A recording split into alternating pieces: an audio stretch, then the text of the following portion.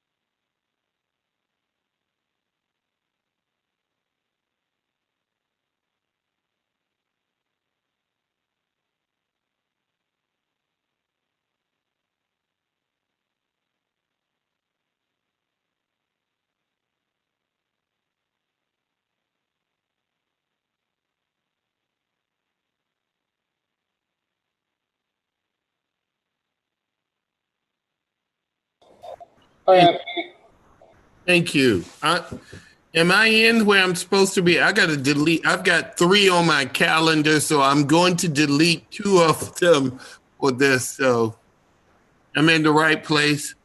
No, there's one that has your panelist one to get in. So Okay, I'll go and admit you, and I'll send you a new invite. Same for yeah. So I'll send you a new invite. Okay. thank you.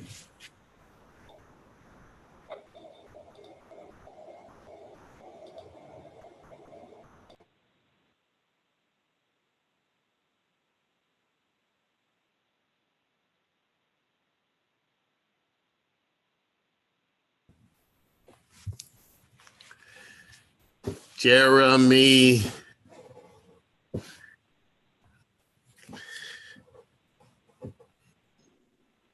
Love the weather. I know it's warming you up to, as it's changing, getting darker. And yeah, I know. I enjoy rain and storms. I love storms, but I miss the sun. So Yeah, yeah. Have you ever been around where you have those like thunder and lightning? yeah, I used to live in Atlanta. And Okay, good. So yeah, I lived in Atlanta, that East Coast stuff. So yeah. Yeah. I love those, like the house shaking because of it. I know it's amazing. It really is. And you can sleep like a baby once it, loves you Right. into it. Yeah. Yeah.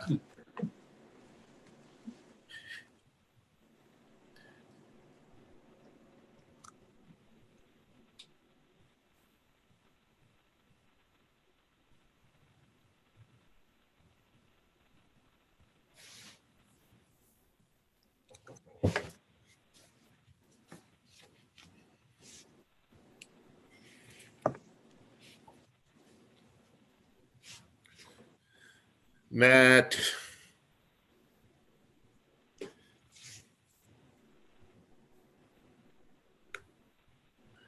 Christine.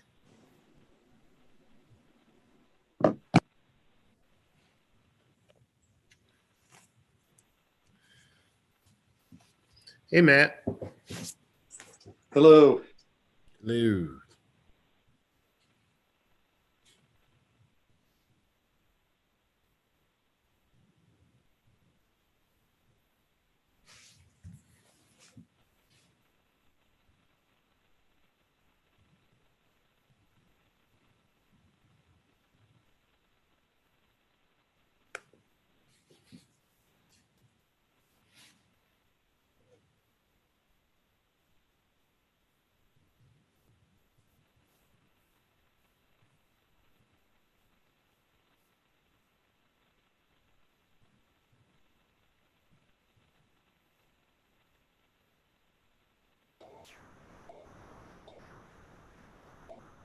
Hi, Ellen, did you have something that you needed to answer before the meeting starts?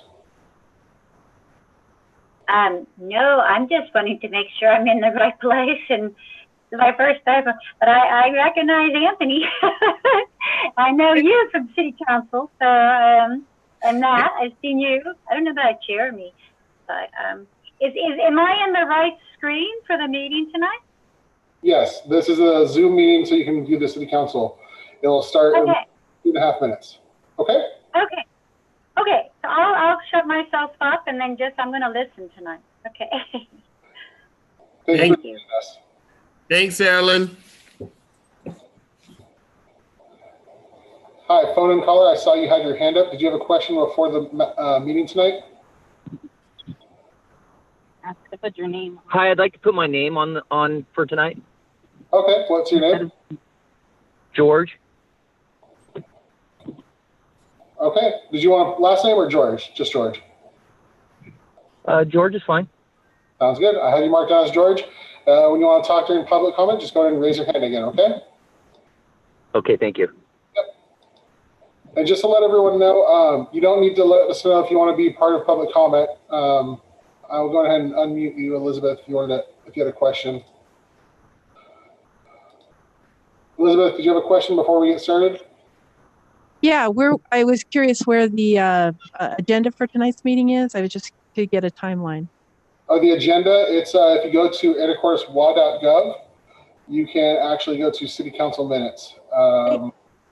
Okay? Thank you. You're welcome.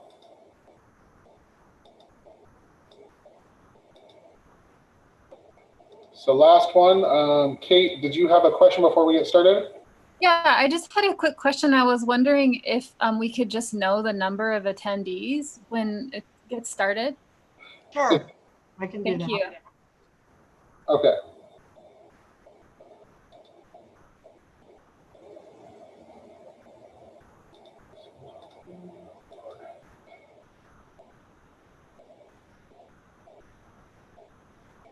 I'm going to mute myself and hand it back over to Madam Mayor. Thank you, Matt.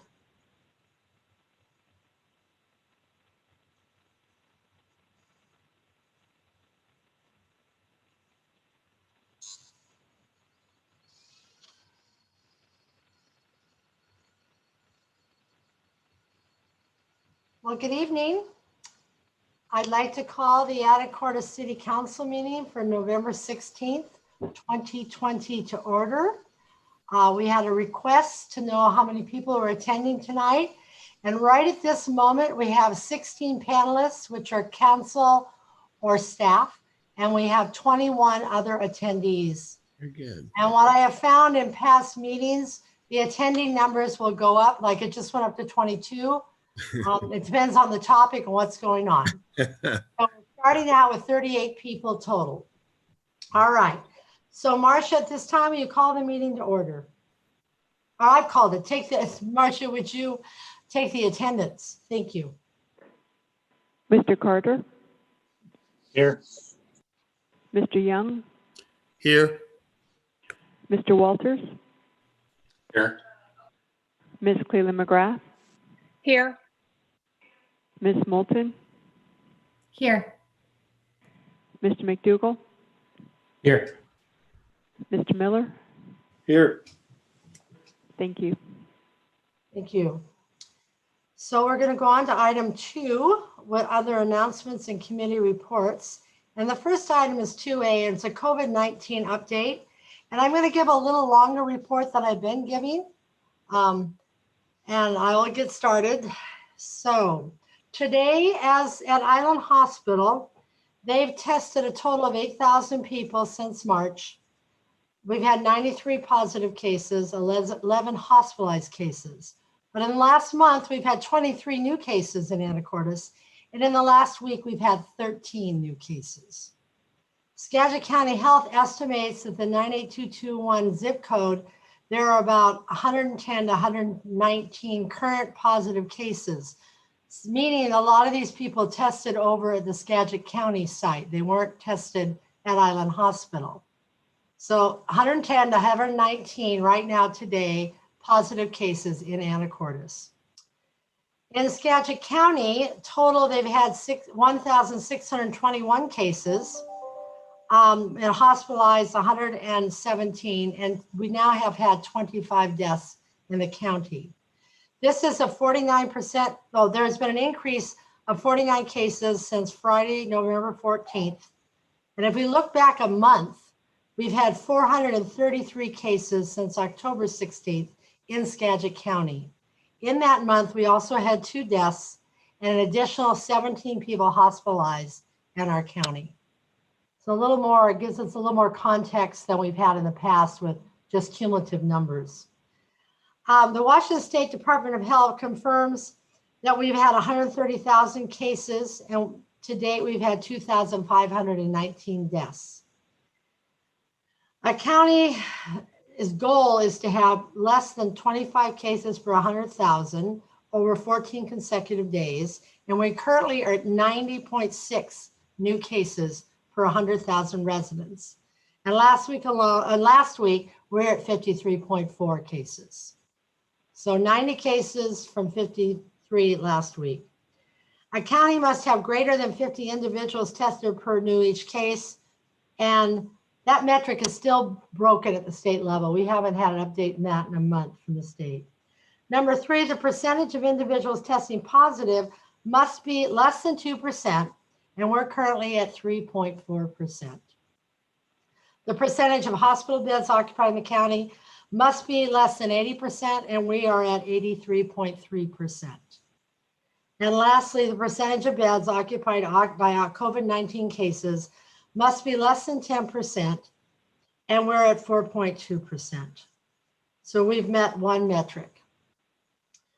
In the United States, we've had over, just short of 11 million cases of COVID, and we've had 245,470 deaths to date. Globally, 54 million cases with 1,320 deaths globally. So we have some new restrictions across the state to help us slow the spread of COVID cases and ensure the hospital and the medical systems are not overwhelmed. These new restrictions will go into effect tonight at midnight and are effective through Monday, December 14th.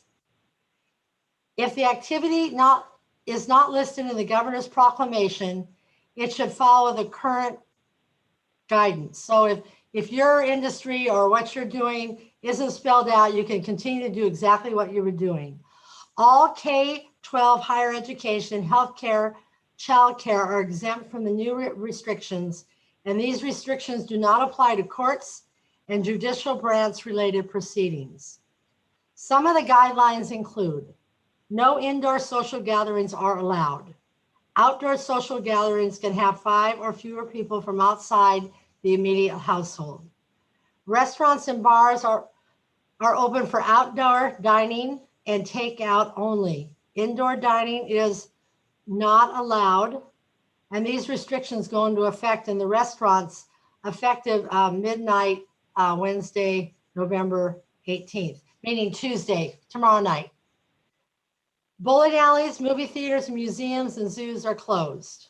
Indoor services will be closed at fitness facilities, gyms, youth and adult amateur sporting events, and sporting events are limited to outdoor activities with facial coverings.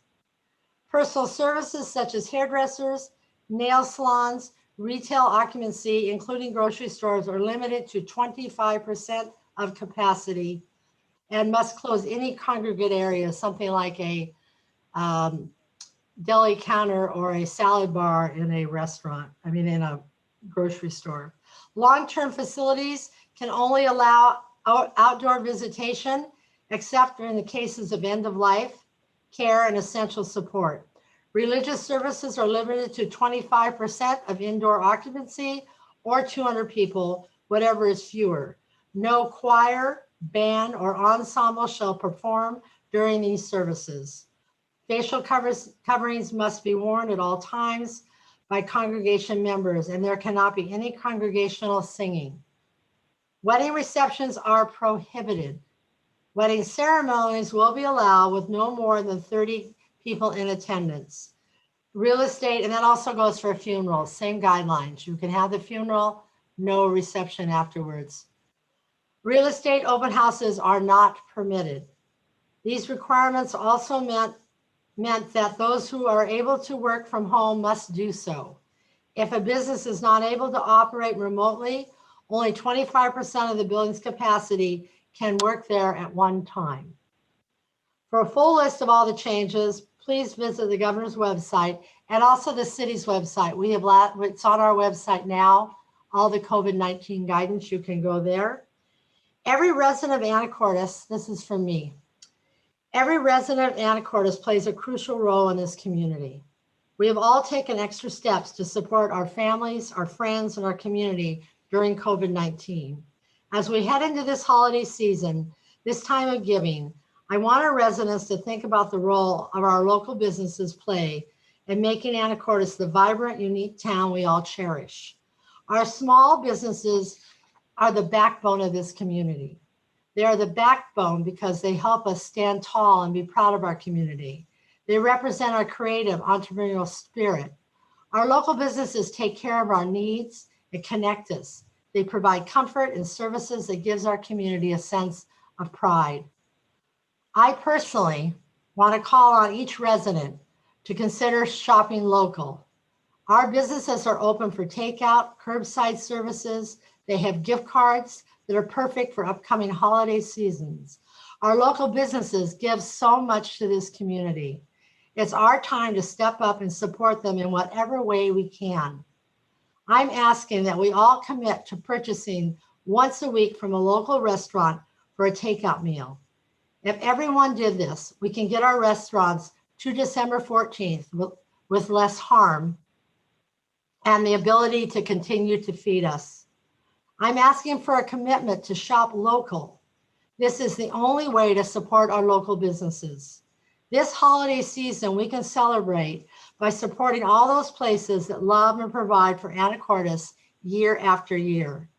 These businesses donate hundreds of thousands of goods and services to causes and organizations year after year in our town. This is our year to give back. We're Anacortes. We can do this. Don Meismer, our planning director, and his team will be tracking every possible funding source from the county, the state, and the federal level of CARES dollars to secure our share and to provide for our businesses or individuals with much needed financial assistance. Last week, the city, along with Skagit Foundation and the Rotary Club, distributed $110,000 to 18 individual businesses.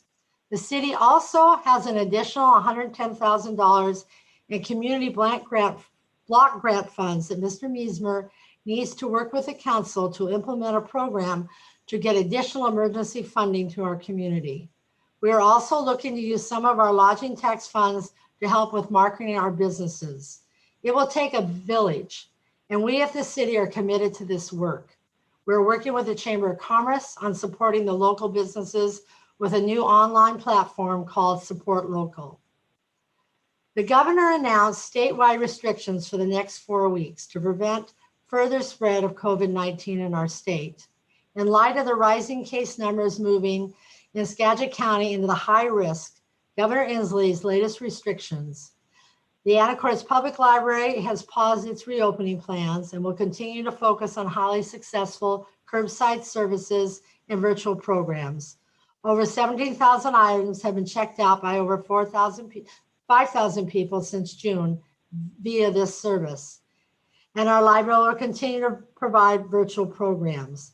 Additionally, the Anacortes Museum and our Maritime Heritage Center will be closed to visitors until further notice, along with City Hall, the police station, and the fire station. Museum staff will continue to respond to phone calls and emails, as we will at the city and all departments. And our website portal has a wealth of information for the whole city. And that concludes my COVID report for this week. On Thursday, I'm doing my COVID community briefing, and I'll bring more information to the community. And at this time, if there's any questions from the council. Mayor Gear? Mr. Young. Yes, I wanted to, excellent report. It's sad news, but it's where we are. And I really appreciate the call to action to citizens here in our area to not only work with the businesses here, but trying to help them survive and understanding that point. I wanted to follow up on given COVID. I wanted to follow up with my question to Ms. Swetnam about the governor's office and easing restrictions on, purchases by the city to support local businesses wherever possible.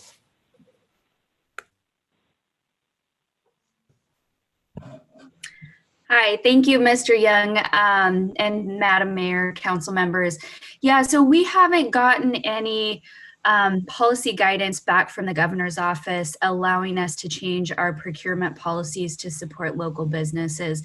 I think that we've got a lot of latitude for purchases that are smaller. And so we can certainly focus on making those purchases happen at a local level. And I think that's already in the policy, but it's certainly a good thing to reiterate to staff. But as of now, I know the governor's office has got a lot on their plates. We haven't received any information back that there's an intention to amend the policies on procurement, but we'll continue to watch that. We'll follow up and see if we get some additional guidance. We are certainly not the only community that are struggling with how to support local businesses, and that's certainly a reasonable ask. So thank you for bringing that up and the reminder to continue to follow up on that issue. No, I really appreciate your follow up. I know you guys are working incredibly hard to make it happen. I just thought that maybe we could push the governor just a little bit. I know he's got a lot on his plate, but I also think that this is part of that plate that we can help businesses across the state. So thank you. Thank you, Mr. Young. Thank you, Ms. Swetnam. Any other comments? All right, we'll move on then to item 2B. It's our Public Works Committee report. Mayor Gear? Ms. Moulton. Hi, thank you. The Public Works Committee met just before our council meeting. It was Mr. Young, Mr. Walters, and myself with staff, Mr. Scharbeck, Mr. Buckenmeyer, and Ms. Tesh. And we went over a couple of items this week. Number one is the success of the raw water line project that has now been connected on each end on each side of the Skagit River. So kudos to our staff and the contractor that made that possible. Great job. That was the result of a 12-hour shutdown of the water treatment plant, and it was very successful. So congratulations, that was fantastic. And there are 2 more days of work left to do the final tying in of everything, but it went spectacularly well. So great job. We talked about the outfall project that is continuing, and the next step is some underwater exploration. So there will be a barge going out into the Guaymas Channel with a drill rig and scientists and engineers to do some sampling to figure out the quality of the water, the sediment, the depth to the rock, all kinds of really cool stuff. And there will be a robotic camera and just figuring everything out, next steps to move forward with the permitting and design of the project. So that's pretty exciting too. There will be an upcoming report to council once things are a little further along for council and the public to see what's happening. So that's really great also. Another thing that that Mr. Buckenmeyer did this past month was a communication challenge amongst public works staff, because in the time of COVID, obviously our communication is very different. We don't have those in-person contacts. So his challenge to all of public works staff members was to keep track of every public engagement they have in their official city capacity. So whether it's an email or a phone call or any outreach or in-reach from the public to them about what they're doing to keep infrastructure and everything going. So the staff kept track of over 2,000 contacts with the public over the course of the last month. And those are lower numbers than they would be in the time of non-COVID, but still 2,000 plus communications with our public by our public works staff. And they are just doing a great job responding to questions and communicating with our constituents. So good job. That is it from the Public Works Committee, unless anyone else has something to add. Okay, well, thank you, Ms. Moulton. So at this time, we're going to have public comment, and we do have 38 attendees at the moment. So an uptick since the meeting started. Now, public comment at this point is on anything that is not related to the budget. Anyone that wants to talk about the budget or anything in the budget needs to wait till we get to item 5, which is a public hearing on the budget. So with that being said, Matt, can you walk me through if we have participants that are here for that? Ms. Scholes, you've been allowed to speak. If you can unmute. Hi, thank you. I'm not sure if this is a budgetary issue or not. I understood that at some point the council is talking about the possibility of a social worker on the police force. So Elizabeth, that is a budget thing that we'll talk. Perfect. I shall wait till later. Thank you. We look forward to hearing from you. Anybody else have anything that is not on the budget to talk about? Okay. So we'll move on then, and we'll get to your part of the program not momentary, but shortly. So we now have the consent agenda and items A and B, the minutes of November 9th, and B, approval of claims. Mayor Gear. Mr. Miller. Yeah, I just wanted to make sure everybody got the claims portion and was able to look at that. And if so, we can discuss it further. But the biggest point on there was probably the $3.2 million for the raw water line, which was already mentioned in there. But anyway, I move to approve consent agenda items A and B. Second. We have a motion by Mr. Miller, a second by Mr. Young. Is there any additional discussion? All in favor signify by saying aye. Aye. Aye. Opposed, same sign. All right, motion carries. So now we're going to get to the public hearing. This is a continued public hearing for the 2021 budget. So this is how I'm going to lay out the program tonight.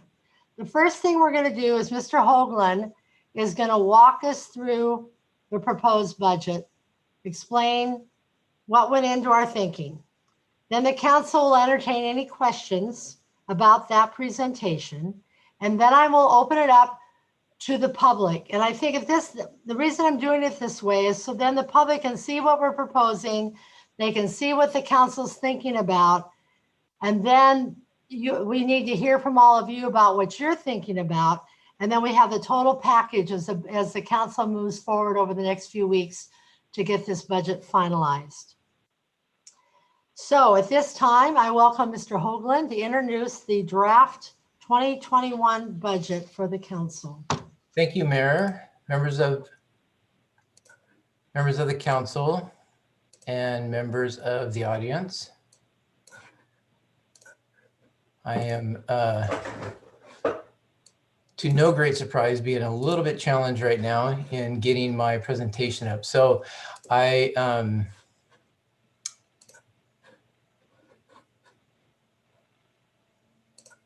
There it is. Very good. okay.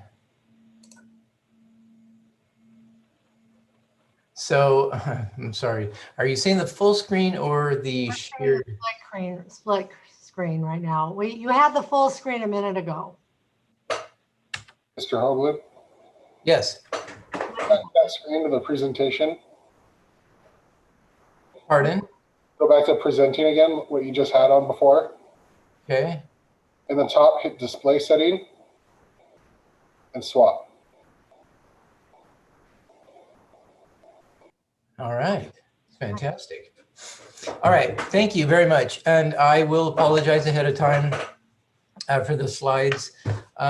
The governmental budget can be a little bit challenging, but I really felt like there was some material here that would be a benefit to go through. So I wanted to just touch on a few things.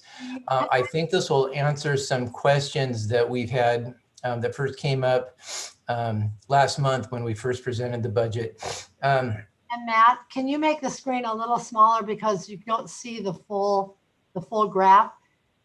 After general fund 713, it disappears. So they can't see the totals. Maybe just a tad smaller. Fortunately, I can't shrink the video. All I can do is I can move it around. Oh, can you move it up? Yeah, so I have it moved up to the top. Are you talking on your screen? You can't see it that way? Yeah, I can't see line 714 or the totals, which I think for the public, that's important. You might have to move, you might have to grab your camera and move it up. I think that's on your screen. Oh, all right. Can you all see it, council? No. Do you want me to go back to the split screen so you can see, at least see the total then, even though you're seeing multiple? Sorry, but if we can't see it, it won't be helpful. Okay. There, that's fine. Now we can see it. Okay. Let's just run through this. Okay, so I will apologize ahead of time because I know this is a lot of material, but I think it'll be worth it. So just bear with me. We'll move through this material pretty quickly. But I did want to point out, the first thing I wanted to point out is the, when you're thinking of the city budget, I try to encourage people to think of it in terms of two budgets, a governmental budget and an enterprise budget. The governmental budget encompasses the governmental funds. And what that is are the funds that rely primarily on tax revenues. And what's illustrated here on the bottom left of the screen is the general fund. And you can see these different departments within the general fund. The administrative funds, public safety, planning, all of those primary governmental activities are held within the general fund. And for this year, it totals 19.4 million. This is the draft budget that was presented last month. The right side, here you can see the fund number 101, 102, 103, that's parks, cemetery, library. These are the other governmental activities that maybe, at least I do, I kind of think of when I think of governmental activities, those are the things I think of, the things I like to do, like go to the parks, the library, street maintenance, those things that you think of when you think of your tax dollars being spent. So those are the governmental activities. The city of Anacortes, we also have enterprise activities, and these are primarily the utilities, water, sewer, storm, sanitation are the four utilities, plus ER&R, equipment rental and revolving. So the ER&R fund is the fund that owns the vehicles, and they lease them out to the funds or the departments that use them. And those are all enterprise funds that do not rely on taxes. They are self-supporting through user fees. So I wanted to get into a little bit to what a fund actually is. So a little bit of governmental accounting 101. So governments are required by GAAP, generally accepted accounting principles, and at least in Washington state, by state law, required to use fund accounting. And it applies not only to accounting, but to budgeting and reporting as well. So what is a fund? When I'm explaining fund accounting to people, I try to put it in the context of a personal budget. So many of us are familiar with using envelopes to manage our personal budget. I know in my household, my wife and I used envelopes for years to manage our budget. Works really well. Well, think of a fund in terms of an envelope that you have at home to manage your personal budget. And each envelope represents a different fund. And in this example, I'd like to use the gas fund, which is the yellow envelope. So say you budget $100 for gas each paycheck, you get paid, you put $100 in the envelope. Well, now that envelope or that fund has $100 in fund balance. When we're talking about governmental accounting, when we're talking about fund balance, we're generally talking about cash reserves.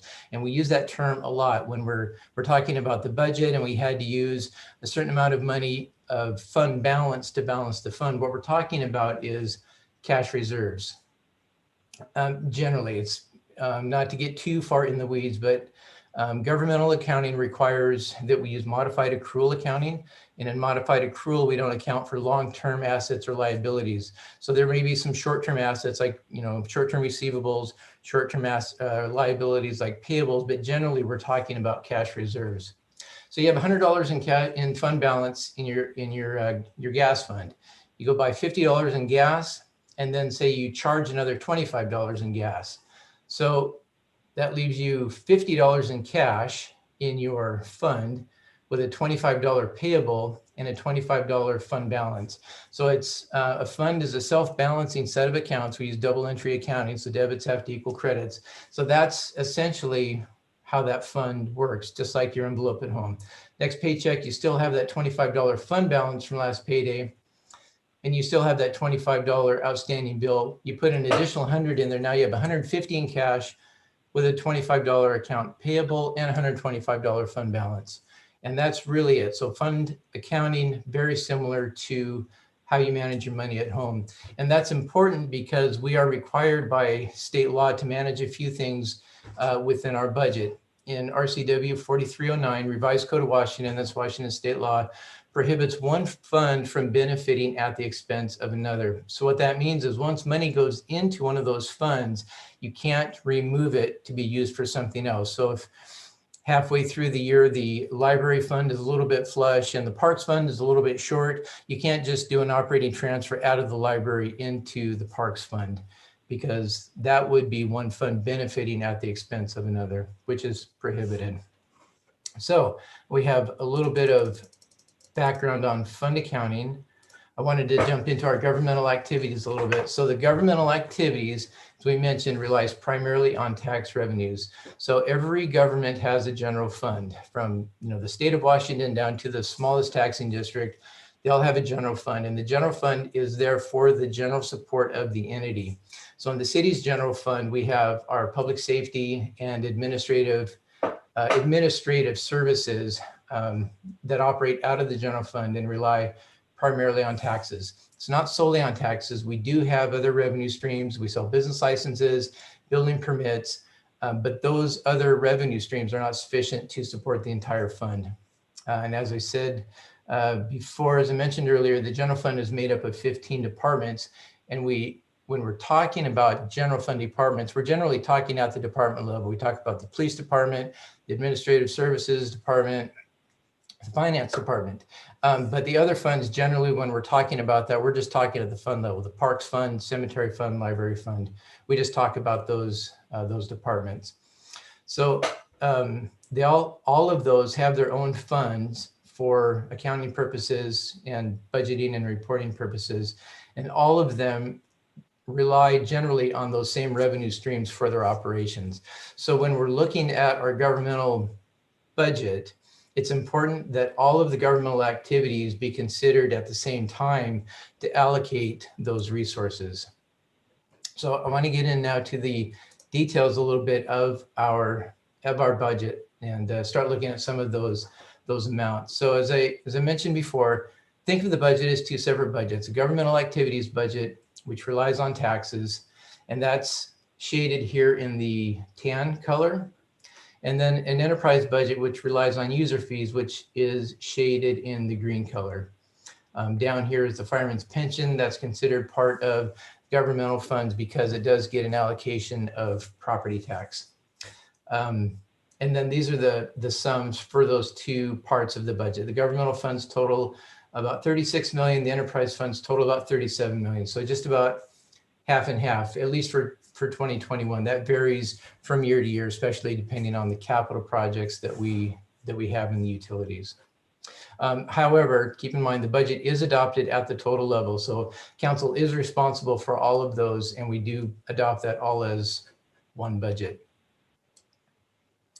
Okay, so this is the revenue streams for all of those funds that we've been talking about, all of the different revenue streams. So for this analysis, I've illustrated here that I took the figures from general fund, parks and rec fund, cemetery, library, road maintenance, road construction, and EMS. So I'll point out EMS is a little bit different animal. The fire department is within the general fund, and the EMS for ambulance service has its own fund.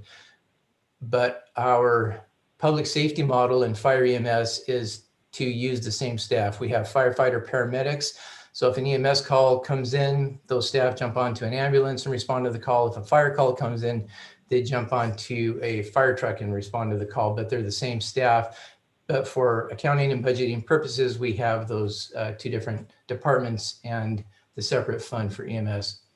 But when you look at this in total, the revenues in total for all of these governmental activities and all these governmental funds, you can see that this first column, well, the very first column that starts with the 3, you can ignore that. That's a character in our bars number string that I used to pull this data. So just forget those. But the 2019 actuals, the 2020 adjusted budget figures, and the 2021 proposed budget figures. So if you drop down to the bottom line of all of these and you look at the total change, it's a $3.7 million increase in the 2021 the 2021 draft budget versus the 2020 adjusted budget. That's a huge increase. But if you drill down into the details of that, a lot of that change resides within 2 bars numbers, and I highlighted those here. So this line for state grants, though we have in our proposed budget 932,000 in grants identified for 2021. So that's so those are restricted for specific projects in the road construction fund. We also have identified down here a $2.6 million loan to continue the build out of the fiber backbone. So if you take those 2 revenue streams out and look at the change in 2021 compared to 2020 is only $200,000. So that's why it's imperative to look at the broad picture when looking at the governmental budgets. So now taking that information, jumping down into the expenditures. So looking at those same funds across the different expenditure streams. Now this is the budget as presented last month, where we had identified different areas that we were proposing reductions in. So this proposed budget had an increase of 978,000 in the 2021 proposal over the 2020 budget. And of this top corner here, I wanted to point out 985 of that was 985,000 of that is just in wages and benefits alone. So salary and wages line and the benefits line. So the increases in salary and wages, the CBAs identify COLAs and step increases for the staff, CBAs, the collective bargaining agreements, and the personnel benefits. We see generally significant changes in those expenditures year after year. So just in those 2 elements alone, we're looking at 985,000 in increase. And you can see these decreases over here that we've identified in these areas. Small tools, that's generally the replacement computers. This interfund services, this is primarily our ER&R charges. And you may remember these discussions, we cut for the 2021 budget year, we cut the replacement charges out of the ER&R charges. The only equipment we're buying that we have budgeted for next year are replacement desktop computers for the police department. Those are all, I think, all of them are over 10 years old, and 2 garbage trucks that council recently approved. That those are the only pieces of equipment being purchased in 2021. And then this other in professional service, this other significant decrease, our overlay budget resides within those professional services. So what I wanted to illustrate is if we take those areas that we made those cuts in and put them at the same spending level as we had in 2020, and then remove the capital just to try and compare apples to apples, we end up with a $1.8 million increase in spending. And I remember going back to our overall revenue picture, we were looking at about a $200,000 general increase. So what I'm trying to do here is illustrate why we made these significant cuts in the overlay program and in the ER&R department to help balance our budget, because the revenue increases were there, and remember it's projected revenue increases are much lower than what our projected expenditure increases were. So Steve, am I correct in saying that the projected increases in salaries because of COLAs and benefits because of insurance increases and 2 garbage trucks equates to 1.6 of that 1.8? Yes, that's exactly right. So, okay, just to make, that's where the money's being spent that's different. Right. And then in addition to that, Mayor, also the decrease in our overlay program. So it's really those 3 items are driving that large increase in expenditure. Mayor, Yes, Mr. McDougall. Mr. Hoagland, very quickly, the salary increase or the salaries and benefits increase that we saw, is that primarily just cost of living, or is that more like there was a significant adjustments to existing contracts to get the levels caught up? Like, are we going to expect a similar bump next year, or is it going to be more like a just cost of living increase next year? Yeah, it'll probably be similar to this. So it's both. It's a good question, and it's both. So the COLAs and the cost of living allowance, that COLA it's pretty dependent on what we see in the CPI increases from year to year. So it's not unreasonable to think that may be, that may decrease. We have a couple of collective bargaining agreements where that's already set. But yeah, the step increases that are negotiated in for many of the positions covered under the CBAs are included in that increase as well. So depending on where the staff are in those increases, it will determine what that amount will be. So less tenured staff will have more of those increases in the future than more tenured. Okay, thank you for clarifying that. Here. Mr. Walters. On this slide, are we using the 2020 adjusted budget or the original adopted 2020 budget? Yeah, this is the 2020 adjusted budget. That's not clear on this column. But So yeah. how much of a difference does it make if we used the original budget? 2020 original budget? Right. I think it's about 1.6. Oh, yeah.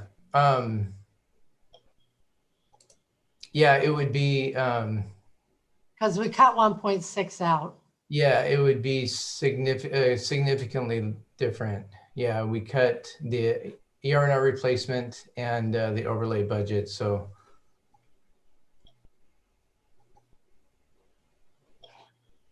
Where'd that 1.6 million that we cut out through a budget amendment come out of? Which funds or which lines? Interfund. No, sorry. Yeah, interfund services, and Travel and trade. professional services. Okay. So this next slide, I tried to categorize a couple of things that we've been talking about the last couple of weeks. So one of them is overtime. So I wanted to point out so there was the number 600,000 was used, I believe, last week a couple of times as the overtime budget. So that must have come from the 2019 actuals. So, and this is the breakout of that amount. So in 2019, the city spent 691,000 in total on overtime, and that's broken up between these departments. The police department at 176, fire at 127, EMS at 228, and then planning and parks had 7,000 each, and then the rest in public works. The 2020 budget, we've got 407 budgeted, and then we've generated actuals at 454 year to date through October.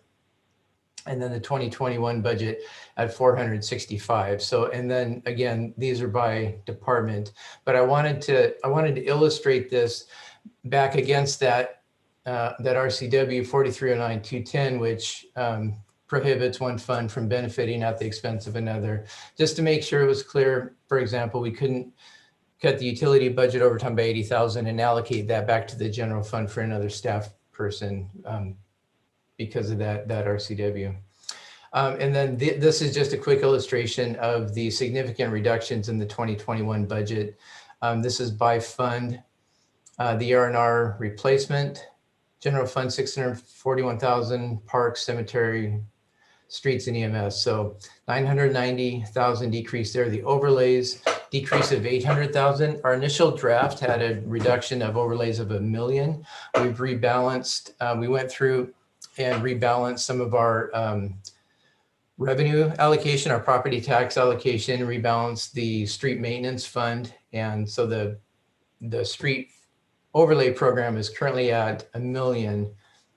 With 800,000 being cut out of it. And then the DIS department cutting those current expenditures or those current purchases of 287,000.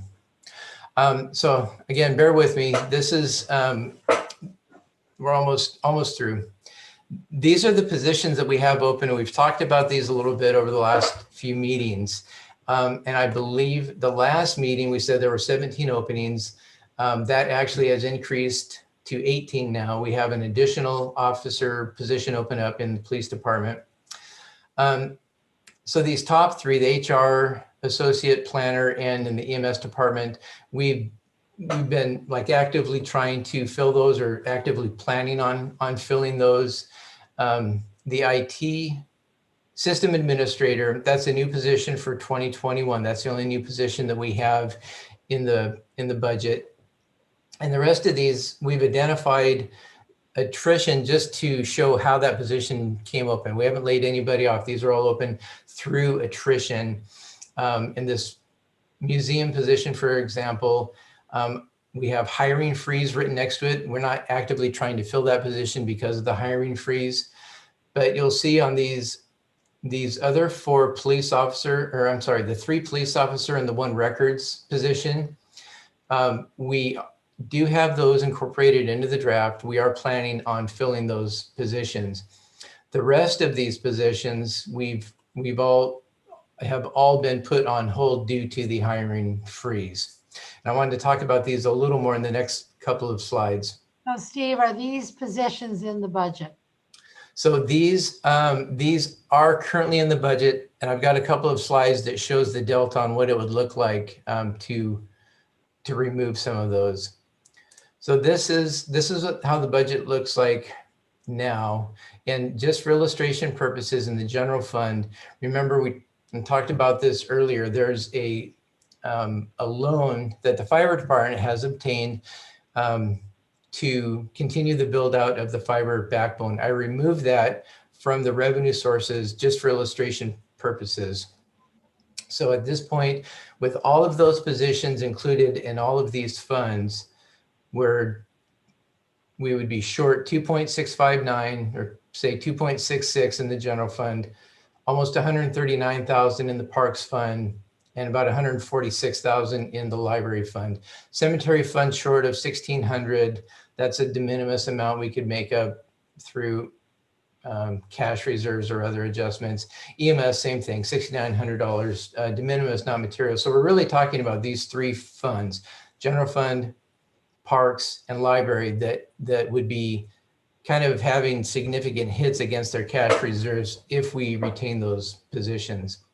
So this next slide, it's the same slide, but showing the change in the general fund. If we remove the 0.7 museum FTE, that would drop that from 2.66 down to 2.61 essentially. Parks Department would only be relying on cash reserves at 40,000. Cemetery, that same 1,600, and the library drops all the way down to only 15,000. So this would be removing a full FTE out of parks and 1.75, actually I think it's two FTE out of the libraries. I think there's 2 pages at a quarter FTE each. And what that looks like at kind of the total level. So in the general fund, by eliminating that 0.7 FTE, would be, the general fund would be 52,000 less short. It's an awkward term, I know, but you know what I mean. And then the Parks Department would be 98,000 less short. Library, almost 131,000 less short. So what that would do in parks, would eliminate that park maintenance position altogether. It would leave the senior center director position in there, and it would leave one of the parks maintenance positions in there. And the idea would be, at the time it comes to reopen the senior center, then that budgeted position would be there to go out and hire another senior center director. And then once things, turn the corner, we would be able to hire another parks maintenance person. Right now, parks is getting by primarily because of an MOU that we have with the Teamsters that allows 2 of our non-represented staff to do work that Teamster staff would normally do. So that's kind of a short-term fix for the near term. Long term, we would still want at least one of those additional maintenance positions. But I think it may make sense to actually remove those from the budget to avoid confusion with staffing expectations and avoid confusion in the the budget mechanics of managing your budget. Mayor Gear. Yeah, I have a question for Mr. Hoagland.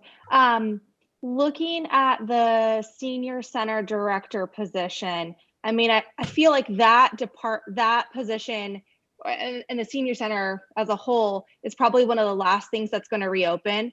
And if we're talking vaccines, anywhere between April to July, are you factoring in a full year worth of salary or 6 months of salary? Would that have any impact on the budget?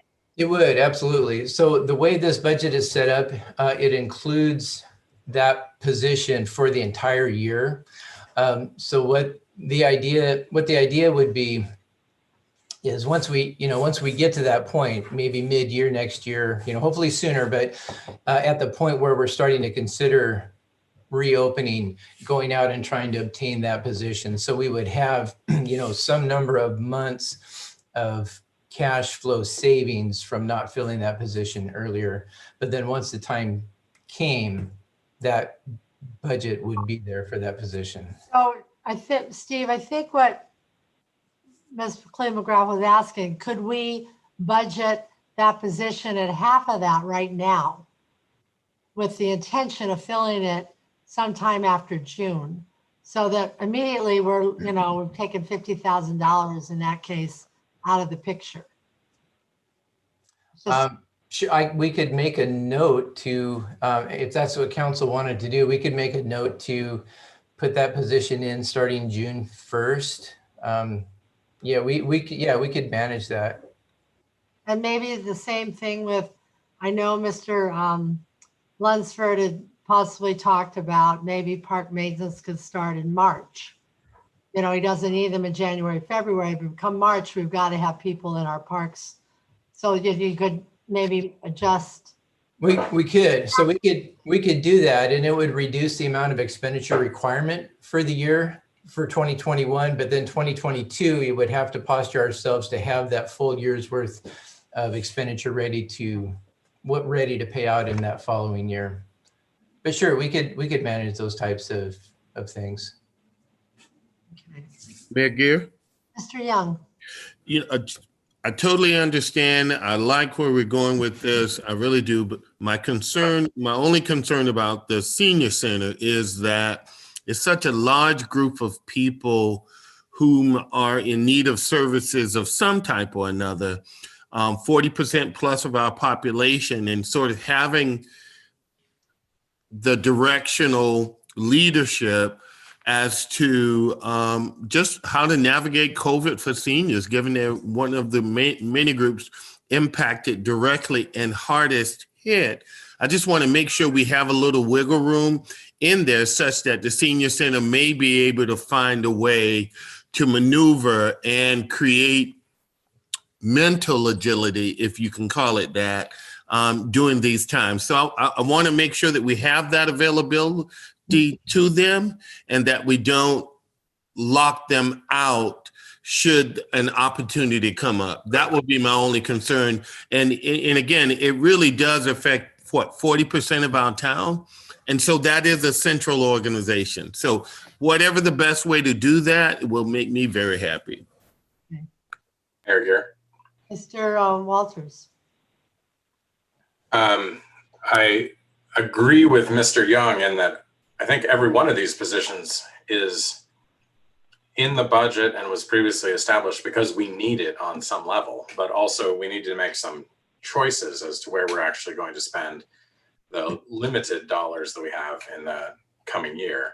Now, when the pandemic started, we passed resolution number 2082, which established a hiring freeze on filling any positions that became vacant unless the mayor determines in writing by notice to city council that the hire is necessary for the continued provision of essential services to the public. And I'm quoting there. So are you going to be providing us that written notice for these 4 police positions? I would happily do so, yes. All right, so then I think that that's informative for the public hearing that's coming up, that the mayor has determined that these 4 positions are essential services and the necessary for providing those essential services. Because otherwise we're not filling open positions right now because of the hiring freeze. And with the exception of positions that are funded by the utilities or some other fund other than the governmental funds.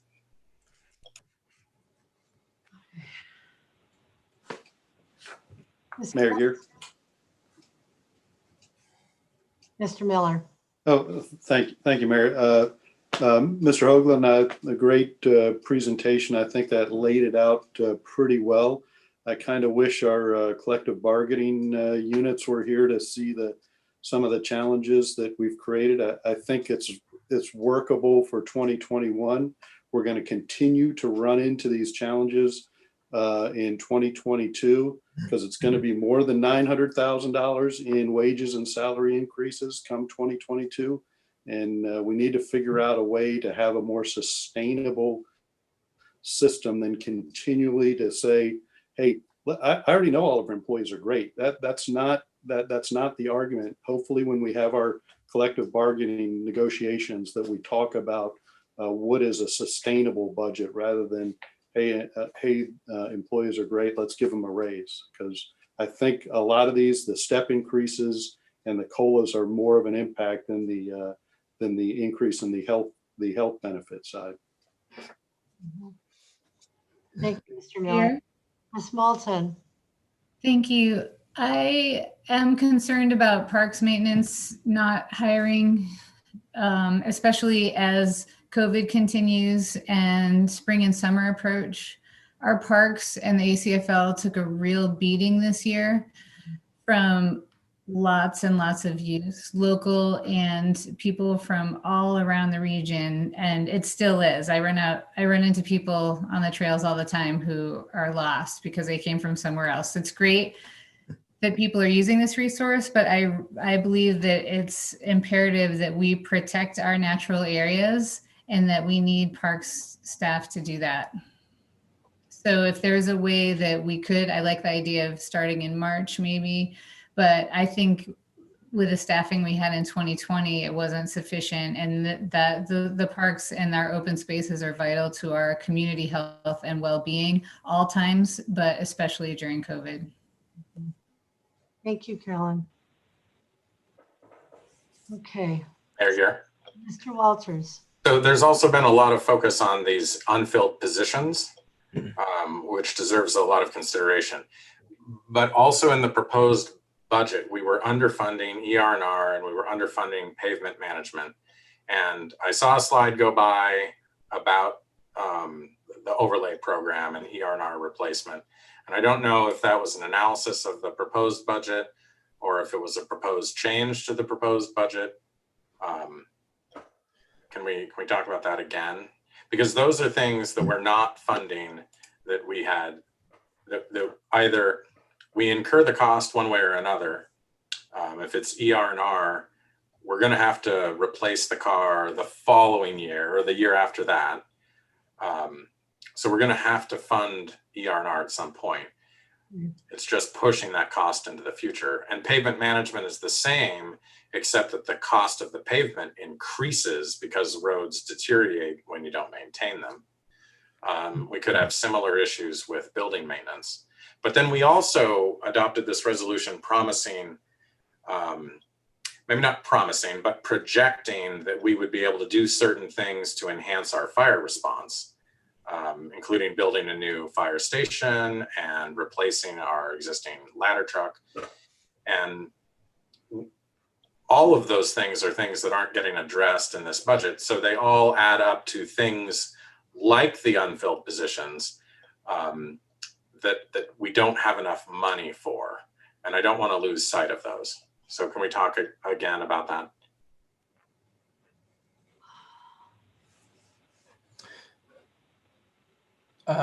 Yeah, absolutely. So the bottom line, and this is so the bottom line, these red numbers here, the ER&R and DIS replacement charges. So we're still funding the operation of those departments, just not the future replacement. And as you said, I mean, eventually the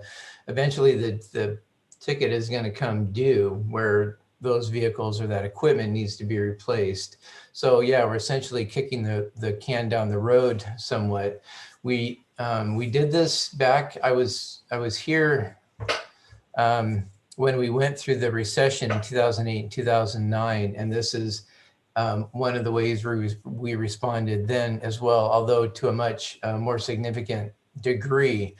But it's and it took us, you know, a number of years to kind of make our way back. But that's what we did. We cut those areas that we could, you know, where we could actually save cash without, you know, without hitting or without impacting employees. And then once the economy came back, kind of built that back up slowly over time. And that's kind of what I was envisioning here as well. It was kind of low-hanging fruit, if you will. Mr. Hoagland, to Mr. Walters' comment on our long-term goal of the fire station and the ladder truck, which I think the ladder truck's more of a shorter-term goal. What's our ability to do any kind of public safety bond in the next couple of years? I mean, if we're not going to be able to bring it into our budget, how do we even start down that path? There's there's two options. The voted option, which is what we did back in 2000 for the library, generates an additional property tax levy specifically to pay for that debt service. That would require a vote, you know, a positive vote from the citizens, a majority of citizens. I think it's just a simple majority, not a super majority. The other councilmanic bonds, council can issue under their own authority, but would be paid back with existing revenues. And, the way the budget looks now, that would be a greater challenge. Okay. Do we have a sense of what the magnitude of those expenses are? Well, it's at least $1 million for the truck, right? Yeah, and we actually have that in our CFP. I apologize, I don't have that at my fingertips. And that is on the council agenda, I think for 2 weeks. 2 weeks from tonight, maybe 3 weeks from tonight in the first week of December. So I apologize, I don't have that at my fingertips. That is in the 6-year plan for the fire department in the CFP. Mayor Gear. Mr. Miller. That very important discussion, I guess, and I do appreciate Mr. Hoagland that using the 2008, 2009 example of where you need to go on this budget. But what concerns me again is I don't think we're projecting 2021 to be that bad of as a revenue year. Is that correct? We're not.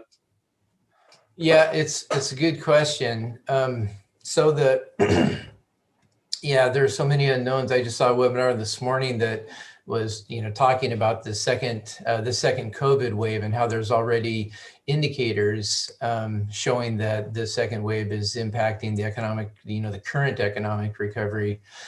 The revenues that we put in place for next year estimate that we're back to not to pre-COVID levels, but to 2019 levels, which at the time we were putting these together felt like they were reasonable, more conservative than what we were putting together a year ago. But yeah, a lot of unknowns. Again, I'll keep harping on it, but we're going to be faced with this situation. I appreciate the conservative nature of your forecast, but we're still going to be faced with a $1 million+ bill for 2022 for wages and benefits. Anybody who's run a business knows that all your costs is in labor, and we've got to keep a better eye on that, or we're going to continue to have this challenge every year in whatever the economy is doing. And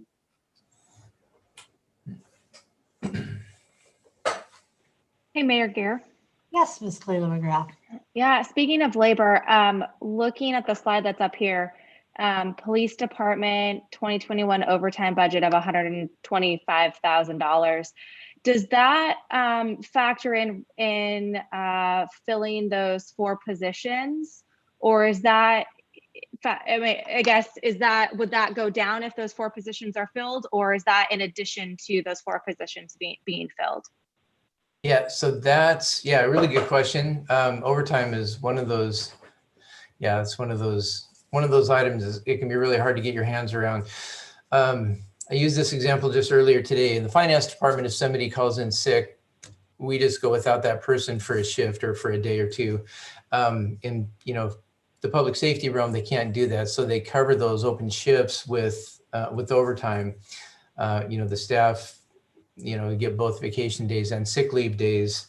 That projection is based on being fully staffed. So based on having those positions filled. So if we have, I guess it's kind of a double-edged sword. If we don't have those positions open, the overtime goes up, but we would save the cash flow on those, direct salary and benefits costs. Mayor Gear. Miller. Yeah, we've had this discussion many times in public safety about overtime and FTEs. Over the years that I've been working with both the chiefs on the overtime piece, when you have additional FTEs, you need less overtime. That's just a fact of working a 24/7 schedule, because you build in those FTEs for the sick, vacation, and that kind of thing. So yes, I think to answer the question, your overtime should go down when you are fully staffed. I don't have the history in front of me of what we paid in overtime when we had the fire department and the police department without, but that's typically what I remember seeing over the years. When you're fully staffed, there's going to be less overtime. But there's always going to be some overtime required. Okay. Mr. Hoagland, do you have a couple more slides for us? That's all I had for tonight, Mayor. Look forward to coming back the next week or two to continue our discussions, though. Okay, great presentation. So at this time, if the council has any other additional questions or thoughts, we can do that. And then I'd like to open up for public comment. And then we can come back to you after public comment. Yes, was it Miss Moulton? Yes, thanks. Yeah. This is just an aside about overtime. One of the things I learned from Chief Small in a conversation we had and Captain Fuller is that when officers go to their regular training in de-escalation and patrol tactics and all the training that they do, there is overtime required to cover those absences as well. So that's just another factor in APD overtime. Mayor Gear? Yes, Mr. Young. You know, I just really again want to thank Mr. Hoagland for a wonderful presentation. I thought the detail was sufficient at such a great level that it brought all of the components together in a description anyone can follow. And so I really wanted to say thanks for that. I thought it was a superb presentation. Thank you. Anything else? Mayor Gear? Yes, Mr. Carter. Judging by, I'm assuming a lot of our call-ins are going to be about the police department and the social workers and the full-time officers. I don't think that anyone on the council is opposed to embedding social workers with the police department, but I believe that would be a discussion and putting together an actual plan for next year's budget, because on such a short notice, I don't think that putting one or two in place of a full-time officer would have any kind of benefit yet, because we don't have a plan in place. And then also that our comprehensive plan calls for 1.7 officers per 1,000 of our population. And right now we're sitting at 1.5 officers per 1,000 of our population. And that's before the new census even comes out. So by filling the actual officers into these positions, it'll bring us closer to where we're supposed to be for our comprehensive plan. And then next year we can actually come together and put together some kind of plan of putting together social workers with the police department. Mm-hmm. Thank you. And Mayor Gear, sorry. Miller, go ahead. Yeah, and if you recall, as Chief Small and I sit on the Skagit County Law and Justice Council, and we had a plan with the Mount Vernon Police Chief wanted to get Aaron, their embedded social worker, over to talk before council before COVID hit. So we had a plan to at least get us all better educated on that role and how that works. And I think that would be valuable before we dive into saying, yeah, let's add this to, let's see what the pros and cons are of how that's working out in Mount Vernon or a part-time relationship. So anyway, thanks for bringing that up. But also I wanted to remind council that there was a plan at some point to have Aaron come over and talk to us. Chief Small, do you want to say anything about any of that before we get into public comment? What's going on or what you're thinking on all this right now in your department?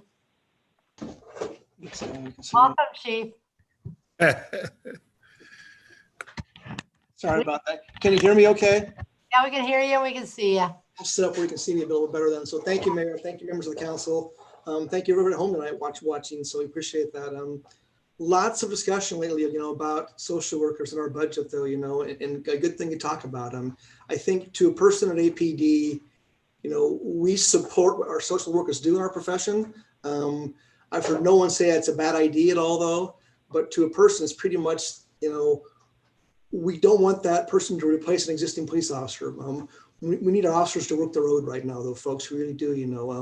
We pride ourselves on being a full-service police department. We pride ourselves in being, crime solvers, not just report takers, though, too. And I was to make the comment to people, too, that, in our own staff, life happens. People get sick. Spouses get pregnant. Employees here get pregnant. They're off for a while.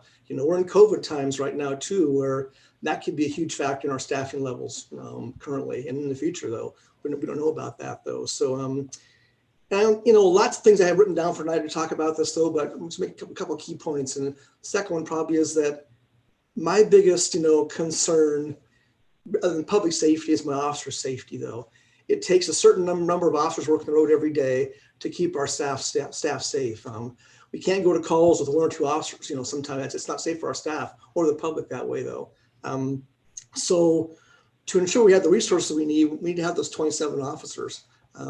Again, in our department, it's 3 administrators, it's 3 detectives, a school resource officer, a canine handler, and 18 people on paper and patrol. That's 3 sergeants, 3 corporals, and 12 officers. We know that on the 3 shifts, with 6 person per shift, it's usually 3 people working on a particular, 3 or 4 people tops working on a shift in a perfectly, ran schedule with no one out for training, illness, vacation time, all those things are factoring again in life though. And those things happen every day though, we're short staffed. And again, our staff right now we're working at 24 people and they're working 2-man shifts sometimes, which is scary to them, scary to me as your police chief, and it should be scary for the public, I would think a little bit though too. Our city's big and our city's growing every day though too. Again, when we want to do a good job for folks out there though, and the social worker program, it is not new. As Mr. Miller said, we've been talking about this for a long time, and I guess the point I would like to make there is that I think it's a great thing to work towards in the future, definitely. Love to have a social worker of some type, In our county, Mount Vernon has a program and the sheriff's office has a program, and they're 2 separate animals. They really are, So we need to sit down as a community and the mayor and the council and talk about, do we want to have a embedded social worker to help with programs? You want to have a mental health professional help with, people in crisis at a particular scene at that particular moment in time, what do we want as a city and the community though, So let's talk about maybe the model differences in the future though, kind of what our goals are as a city, and then maybe look towards, building, working towards those goals, I think there too. Again, I'm for that process and that program, successful, I think, over Mount Vernon.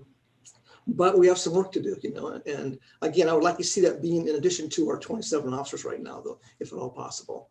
So, and I have Captain Floyd sitting behind me back here and Sergeant Clifford there too. And gentlemen, any comments before, I would just like to point out that. Can you hear Captain Floyd at all though? I'm gonna turn up.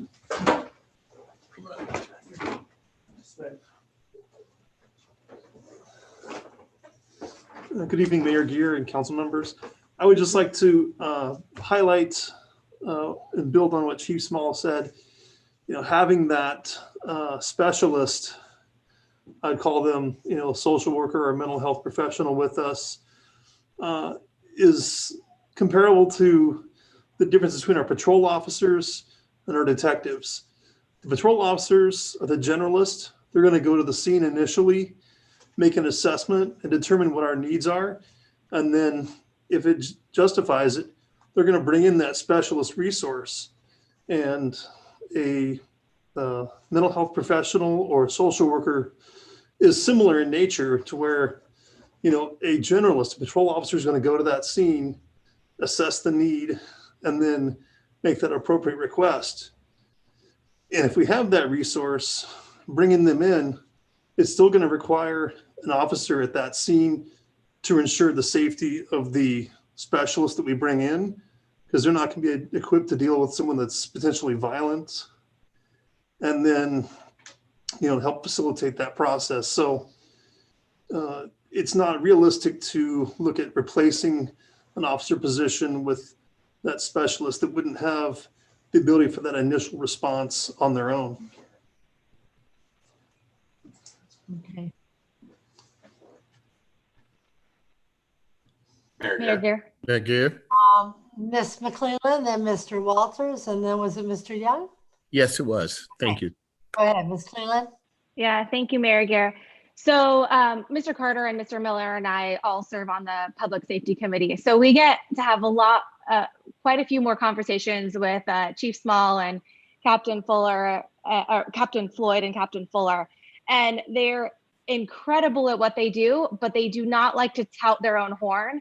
And so I think that it would be beneficial for our listeners today to understand how many other avenues that partners they have in our community already. One is they work with Island Hospital when they have folks that have, mental health issues or substance abuse issues, and they have an ongoing relationship with Island Hospital. They have an ongoing relationship with Community Court, which is a really wonderful asset for us to have, which directly addresses substance abuse issues and tries to find solutions other than jail time so that they can break that cycle for folks. And I know people who have participated in that, and it's very successful as long as the person is ready to make that commitment. Not only that, they have partnerships with Compass Health, has 2 embedded people with the Skagit County Sheriff's Office. And correct me if I'm wrong, Chief Small, but that is a resource that we can access if necessary. And in addition to that, our police department has been accredited 4 separate times for 4-year increments with the Washington Association of Sheriffs and Police Chiefs. And that is a really big deal. It actually goes deep, does a deep dive into our police department's practices, procedures, our professionalism, our training, our reporting, and it's a really, really in-depth review. And people don't, it is not a rubber stamp where sometimes I think people think an accreditation, it's the bare minimum. No, this is an incredibly, incredibly high bar. There's only a handful of police departments and sheriff's departments and correctional facilities who actually meet it and continue to meet it. I know that there's been a Facebook post, which I just think we should probably talk about a little bit. They talk about some of those embedded social workers that are examples of nearby communities. And I don't think anyone doesn't want to have a social worker. I think if we could have an embedded social worker and we could afford it, that is and we can identify the needs of our specific community. We can identify the expectations and a metric to track it, and then integrate it in with our, other resources. That is something that we should work towards a goal for. I don't know if that fits right now with our 2021 budget. But that being said, we also work the police department also works fairly closely with the Anacortes Family Center, who has a community resource manager who is also a social worker. And we, as a city and a police department and the Family Center, already have existing relationships where we've worked with folks to get them into better situations. And so to me, that is a path possibly when we hear about from our folks who are going to do a public comment, that's a pathway of kind of an immediate possible solution, because the Family Center is really involved. They have dealt with mental health, domestic violence, homelessness, and substance abuse, so that they have those avenues to advise folks that might be needing that extra assistance. I really, really, really think it's important that the public understands how connected our police department is. And even though there's not a position with a title within the department, it doesn't mean that they're not making sure that they're passing the necessary information along and folks along to those resources. Mm-hmm.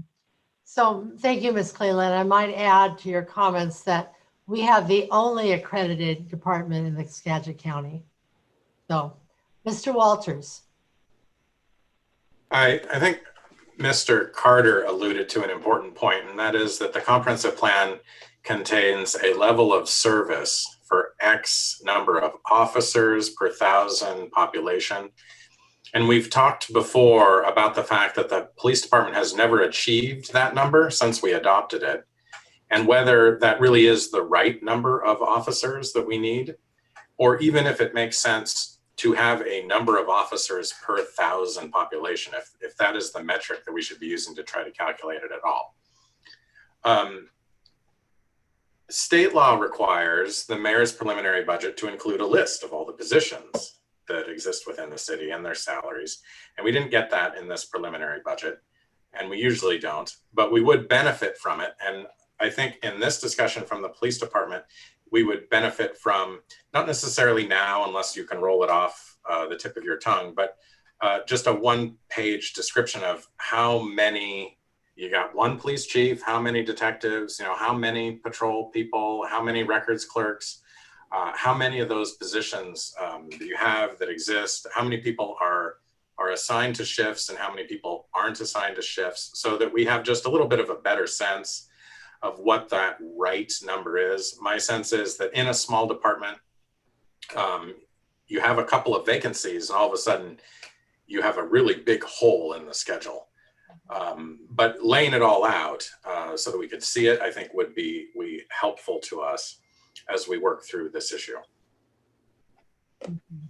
Mr. Young. Yes, thank you. I totally agree with the sentiments that's been expressed. I think that I had the privilege of meeting with the chief and the team, and it was impressive. I had a wonderful experience. The depth of knowledge in their professionalism, the honor of being, I think, the only accredited force, but it was just superb. The issue, though, that I want to keep in the forefront is the fact that mental health is underserved in our community in a great way. And given COVID and given opioid, just running rampant substance abuse in our community, there's a huge need. And I don't think that we've been addressing it. The question of whether or not where it comes into our city and how we address it, I think is that we can do it in piecemeal, but we already know that we're not serving the issue at all. So I want to make sure that we don't lose sight of that, because that is a big part of the cost associated with hospitals, costs associated with jails, a cost associated with everything we do. So I think that the issue of bringing up a social worker early on is a wonderful decision. We may not be able to do it in this budget, but I do think a social worker is desperately needed. I had the privilege of also, in doing my homework on this issue, speaking with the police chief of Mount Vernon. And we had an in-depth conversation. It was a wonderful one. And what came out of it was, I think what Mr. Carter was pointing out, the need to come together, have a meeting, and look at what's happening and what's successful in other cities, as well as what's not successful, and then compare that to the need we have here in Anacortes. We do have homeless. We do have drug abuse. We do have all those issues that a social worker, I believe, would be better able to handle. In no way does that mean that we diminish the capacity of our police force. We need them. But I do think council, as the budgets and revenues begin to come in, we should begin making a plan of action to see what our need would be and how urgently we can get that on the table. Thank you. Thank you. Okay, any other? Mayor Gear. All right. Is that Mr. Miller, then Mr. McDougall, then Mr. Walters? No, Mr. Walters? Yes. One other comment on the social worker before the public hearing is there's been a lot of comparison to the need for a social worker versus the need for the police. Seems to me that there are a lot of needs that we have that don't involve the police at all that would benefit from a social worker. There are people that are shut into their houses. There are people that are mentally ill who do not result in police calls. So it's not a substitute. And I think that the entire discussion of should we have a social worker is erroneously conflated with should we fill positions in the police department. In my view, they are very unrelated issues. We have a tremendous amount of social service needs here in Anacortes. We are 20 miles from the county seat. Concrete is 30 miles from the county seat, and they have an East County Resource Center. We do not have that. And our needs are not the same, but our needs are not zero. And I think we need to address social services in Anacortes more broadly than just calls to 911. And we've talked about this in a number of contexts. Maybe a social worker in the police department is helpful to that. Maybe not. I think we need to explore that issue. But having social services more broadly in Anacortes is going to be really key. We see a lot more homeless. I think we do. We see a lot more homeless. We see a lot more mentally ill people. We hear about it more. Some of us experience it directly. These people need more services. And I don't think that the police are a substitute, nor should they be. I don't think the social worker is a substitute for the police. So I would encourage all of our commenters to distinguish between those needs as we go into the public hearing. Thank you. Mr. McDougall. Thank you. Actually, I wanted to wholeheartedly agree with what Mr. Walters just said, as well as what Mr. Carter said earlier, where I think everyone on council essentially would love to bring a social worker into the police department. I think we do need to study exactly what that means and look at it in detail and scope the exactly what the position is trying to do. I also agree with Mr. Walters when he says that we are woefully underfunded in providing social services. I remember when we went through the budget 2 years ago, we actually looked at this piece, and social services was like 1.5% of our budget, which is low compared to, like, we looked at a few other communities, and it's more like 3%, which sounds low, but it's actually pretty significant. It's, you know, when it's twice what we're at least. So I hope that in next year's budget and in forthcoming years that we can really prioritize social services. And if a piece of that is a social worker on the police department, that would be absolutely fantastic. I know the department themselves seem to be in support of it. So that's kind of my feeling there. Thank you. Thank you. Okay. Mayor Gear. Ms. Cleland. Yeah. I agree with what Mr. Walters and Mr. Young said. I guess it's a short-term and a long-term challenge to me. The short-term is, how do you help folks who, because of COVID and being isolated and the increase in drug abuse and domestic violence and some of those challenges that are being hidden away within the home, that would it be addressed faster because of, you know, kids going to school or people being out in the community and in their work and things like that. So to me, I think it's a short-term study and a long-term study. And if there's a way we can figure out a path to partner with maybe one of our nonprofits in the short term before we actually articulate and have a budget item for a social worker in the long term, right? Because the need right now is immediate, and our budget is tight. So I think we need to try to look for creative ways of using possibly, a social worker that's already in place, such as the family center or something like that, might have a more immediate result than waiting till that 2022 budget cycle. Okay, so I think we'll give our public their opportunity now. And what I ask you as I open up this public hearing or for public comments is that your statements, you are limited to 3 minutes. And we heard from many, many people last week. So I would hope that if you spoke last week, this week you bring new information. We really did hear everything that was said last week. And now I'm going to open up the public comment. So, Matt, if you can help me, and let's bring in the folks that want to talk. And it looks to me like we have 6 people right now with their hands up. And I have something that says Motto E. Motto? Can you speak? Are you there? We see you. Motto? Oh, yes. I'm sorry. That's the name of my. Welcome. What's your name? Can you introduce yourself and give your address for the council?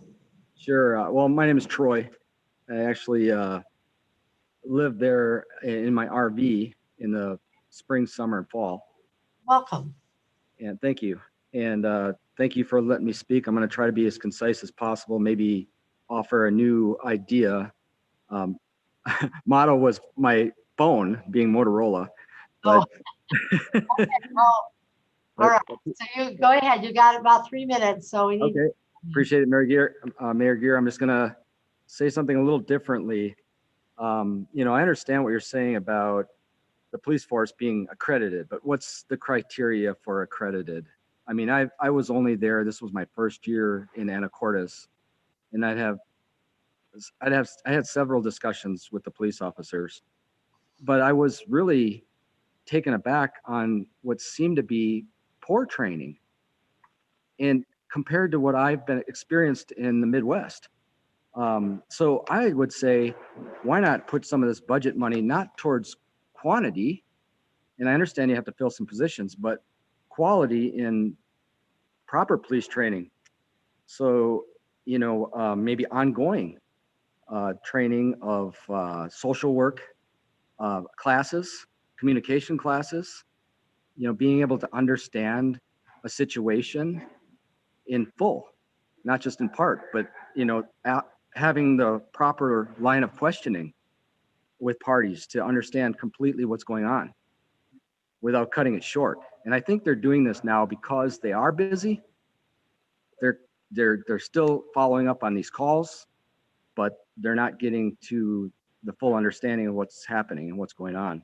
And as far as you know, diffusing something when it could be, they're wasting time with, you know, people with lesser means in the area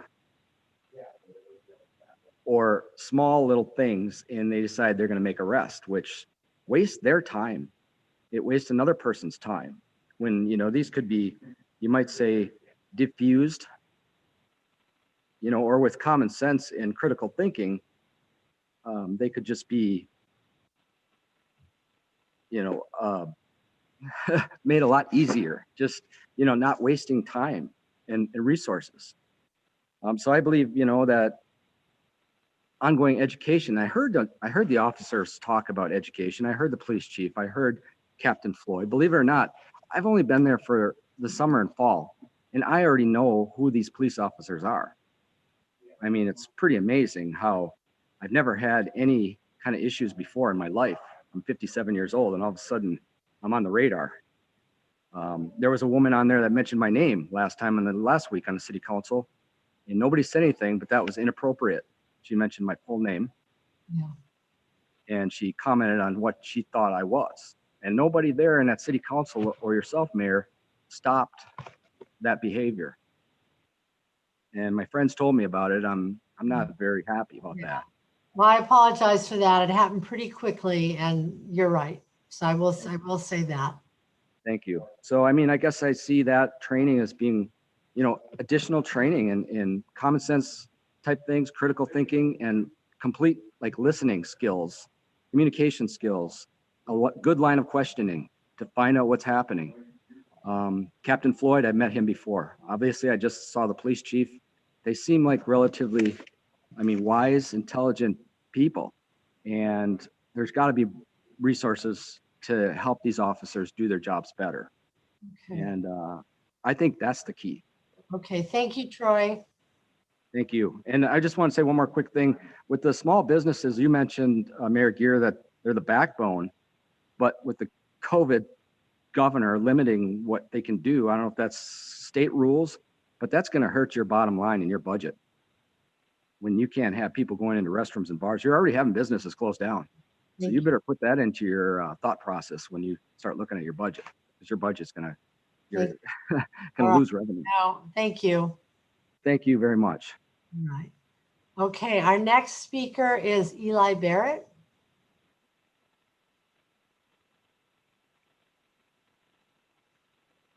Eli, can you hear me?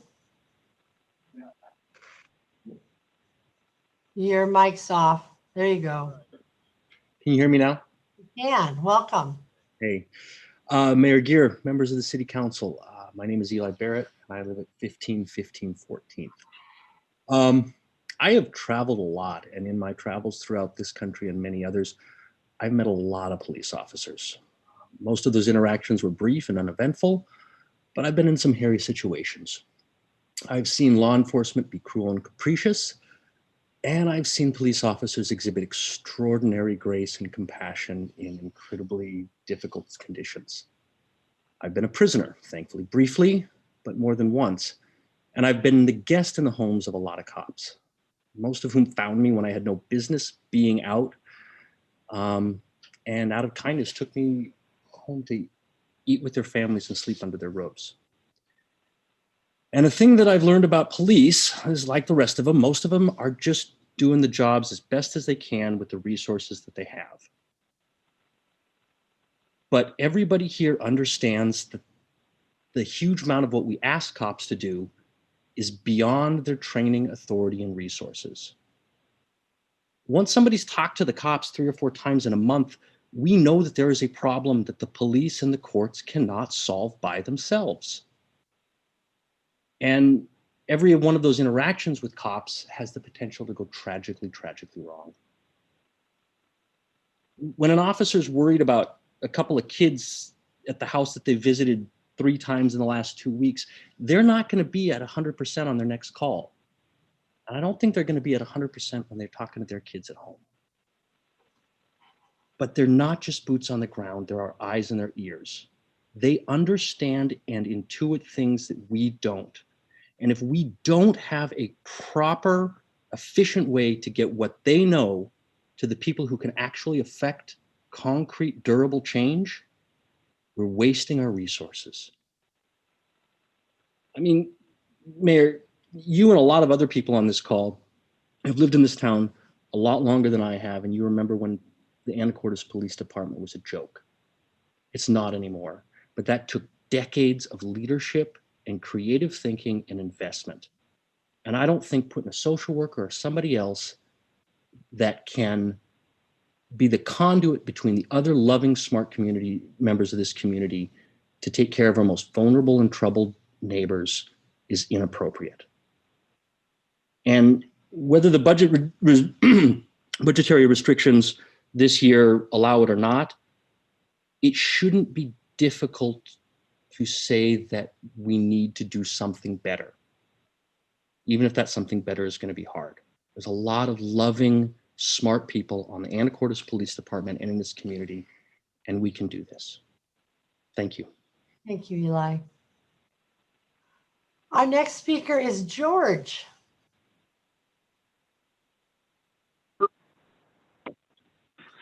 Hi, can everybody hear me? Yes. Great. Aloha to our council members, Anacortes residents, and all who are listening and participating here tonight. My name is George Cudworth.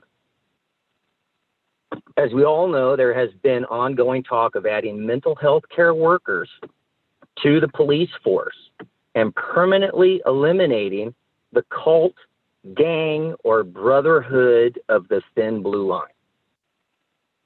During these discussions, the council, public, and some members of the Anacortes Police have stated how great the APD is and that Anacortes draws in only the best of the best. They have also stated that the council should in no way defund the police. That being said, I'd like to share with you something of great importance, of which every resident of Anacortes should be very concerned about. A few weeks ago, Police Chief Smalls decided to make up and give a knowingly false claim to multiple members of our city council about one of our citizens in order to do 2 things. Discredit her efforts of pushing to help better our local police department and to cover for his officers' biased handling of the physical assault on the same lady which occurred in the intersection in front of Safeway. Is this the type of person we want in charge of the Anacortes Police Department? One who decides who is important and who is not in order to receive personal gain or control. One who uses his brotherhood power to smear anyone he chooses, depending on the situation, or who is closed-minded to improving his department. As a citizen of Anacortes, I feel that if Chief Smalls has any respect towards the oath he took to protect and serve our public community, he should immediately apologize not only to the victim, but to the entire community of Anacortes for letting them down and vow that it never happens again. All of us make mistakes in life, but it's how one learns from those mistakes and what they do moving forward that builds one's character.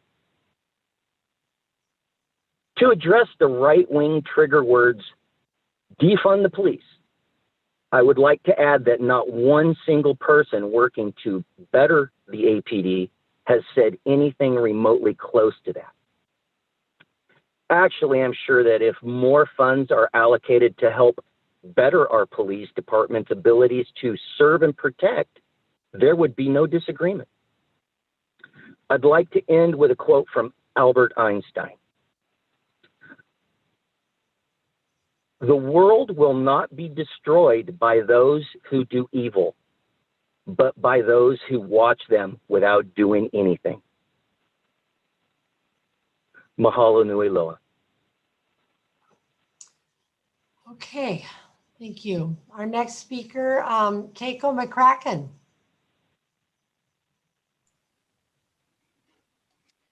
Well, thank you, Mayor Gear and council members. My name is Keiko McCracken. I live in Old Town.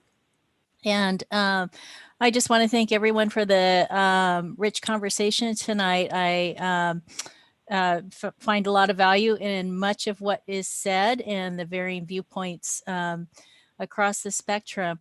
I want to, however, encourage you all to just dream large and to focus and just to change your focus from justifying the past to justifying the future.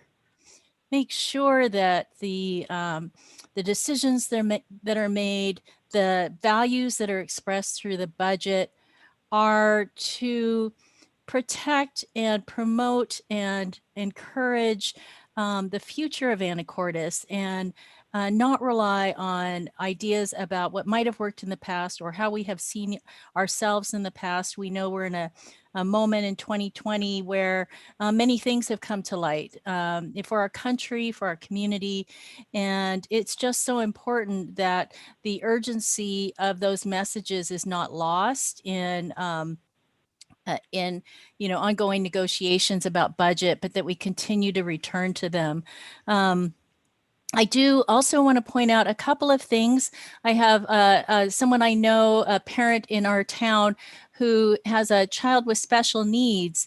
And she brings up a really important point, which is how important an embedded social worker would be to speak to the children and adults with special needs who are greatly affected negatively in police situations due to a lack of training. These are children who may not be able to comply with direct orders, may have quick threatening movements. She says many families in the community have self-identified to the police at one time or other to help mitigate those negative outcomes, but usually after a situation that was thankfully non-lethal. And her question is, how do we ensure that knowledge is carried to all officers and all new officers, and that officers have the proper training to handle a very unique situation? I also want to, again, turn to the schools for an example of a very rich partnership, and that is between the school resource officer, Travis Dotzauer, who does a fantastic job to keep our schools safe. And, the partnership that he has with the mental health professionals within the school setting. And I can tell you, again, echoing many of the comments that have been made here tonight, that the call from the school community, from families and from staff is not for more officers, but for more mental health support.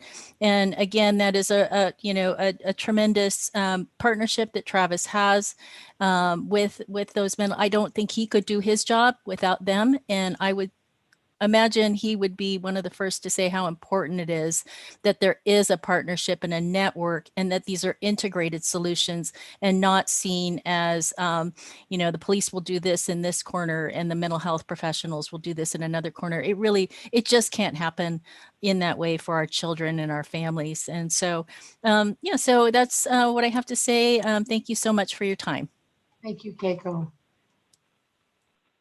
Okay, so we have someone at the last four digits of your phone number, 0913.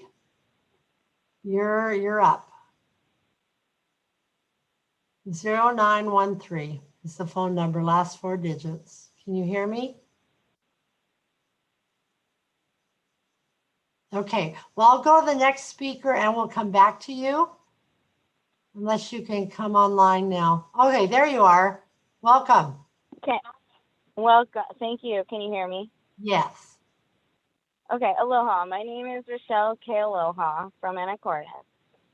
This is not about defunding the Anacortes Police Department. This is about asking Anacortes to fill at least one of 3 vacant positions, not including the records clerk, with an embedded social worker to be the most current and to have the most robust police department possible, to further ensure an extremely high level of community safety and trust. As a proud transplant from Hawaii, a well-known cultural melting pot of tolerance and diversity, I have chosen Anacortes to be the town I plant my family's roots in firmly. And that's why it's imperative for me to see Anacortes move swiftly forward to a more inclusive future for everyone, with a more community-oriented style of policing. I can only see an embedded social worker strengthening our community, an incredibly amazing police force that has managed to keep a strict level of accreditation for well over a decade, and who only recruits the best of the best. Our police deal with a varying array of issues, 32% of which could absolutely benefit from direct involvement with an embedded social worker.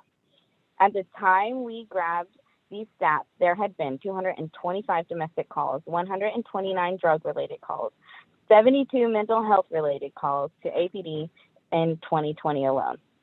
Month over month, 30 to 35% of calls APD responds to could benefit from having a social worker present.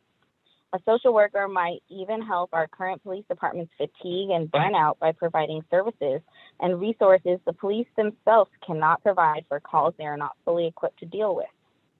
It's a common fact that our military and police alike can suffer from PTSD, from job-related trauma. A highly skilled social worker could help mitigate the trauma Anacortes police and possibly even the fire department are exposed to, again, saving the city money and paid leave for mental health issues. Skagit County 911 is already familiar with dispatching via Skagit Sheriff and Mount Vernon Police as well. We are in the midst of a pandemic, an opioid epidemic, and exploding numbers of mental health crises in just our small community alone. A qualified social worker could only benefit the Anacortes Police Department. Countless local police departments and sheriff's departments have already implemented embedded social workers, and Mount Vernon Police Chief Chris Kamek recently called the police force's use of an embedded social worker transformational. Anacortes Police have allocated, which is just new numbers to me, $176,000 to overtime, and the fire department over $120,000 for overtime, considering an officer makes around $81,000 to $109,000. It's conceivable that an embedded social worker could save the city money while responding to 30% of all its calls. I can't see a future moving forward that doesn't include embedded social workers for and in conjunction with the Anacortes Police Department. We all care deeply about this community and respective police force, and we just want them to commit to the continually changing standard of excellence, which in 2020 and 2021 and all years to come include embedded social workers. You have the time before you vote on the 2021 budget to actually do something. Also, what up, Troy? Thanks to the technology, we can be in the same room, but since you know I was going to be here, it violates your cyber stalking order. Out of order. Thank you, Rochelle. All right, we're going to move on now to Drew Frisbee. Thank you, Mayor Gear. Hello, my name is Reverend Drew Frisbee. I live at 4001 West 4th Street here in Anacortes, and I serve as head pastor for Bayview United Methodist Church in Mount Vernon and Central United Methodist Church in Sedro-Woolley. I want to start by saying that I'm really proud of our community for taking up this difficult topic. And I think at the heart of it, we're talking about our partnership between our local law enforcement and our community. Personally, I have only ever had positive interactions with the officers from APD. That being said, today is not really about whether our local force is good or bad at their jobs. As a pastor, my concern is for those on the margins of society, those who are struggling from mental illness, oppression of any kind, those who struggle with addiction, or those who are unhoused. The police will be called to respond to situations involving people on the margins of society, but unfortunately have not been often had the benefit of training or years of expertise that a social worker would add to their expertise. Adding a social worker to the department would, in a sense, be like adding a tool to their tool belt. In essence, the point of bringing a social worker into the Anacortes Police Department would be to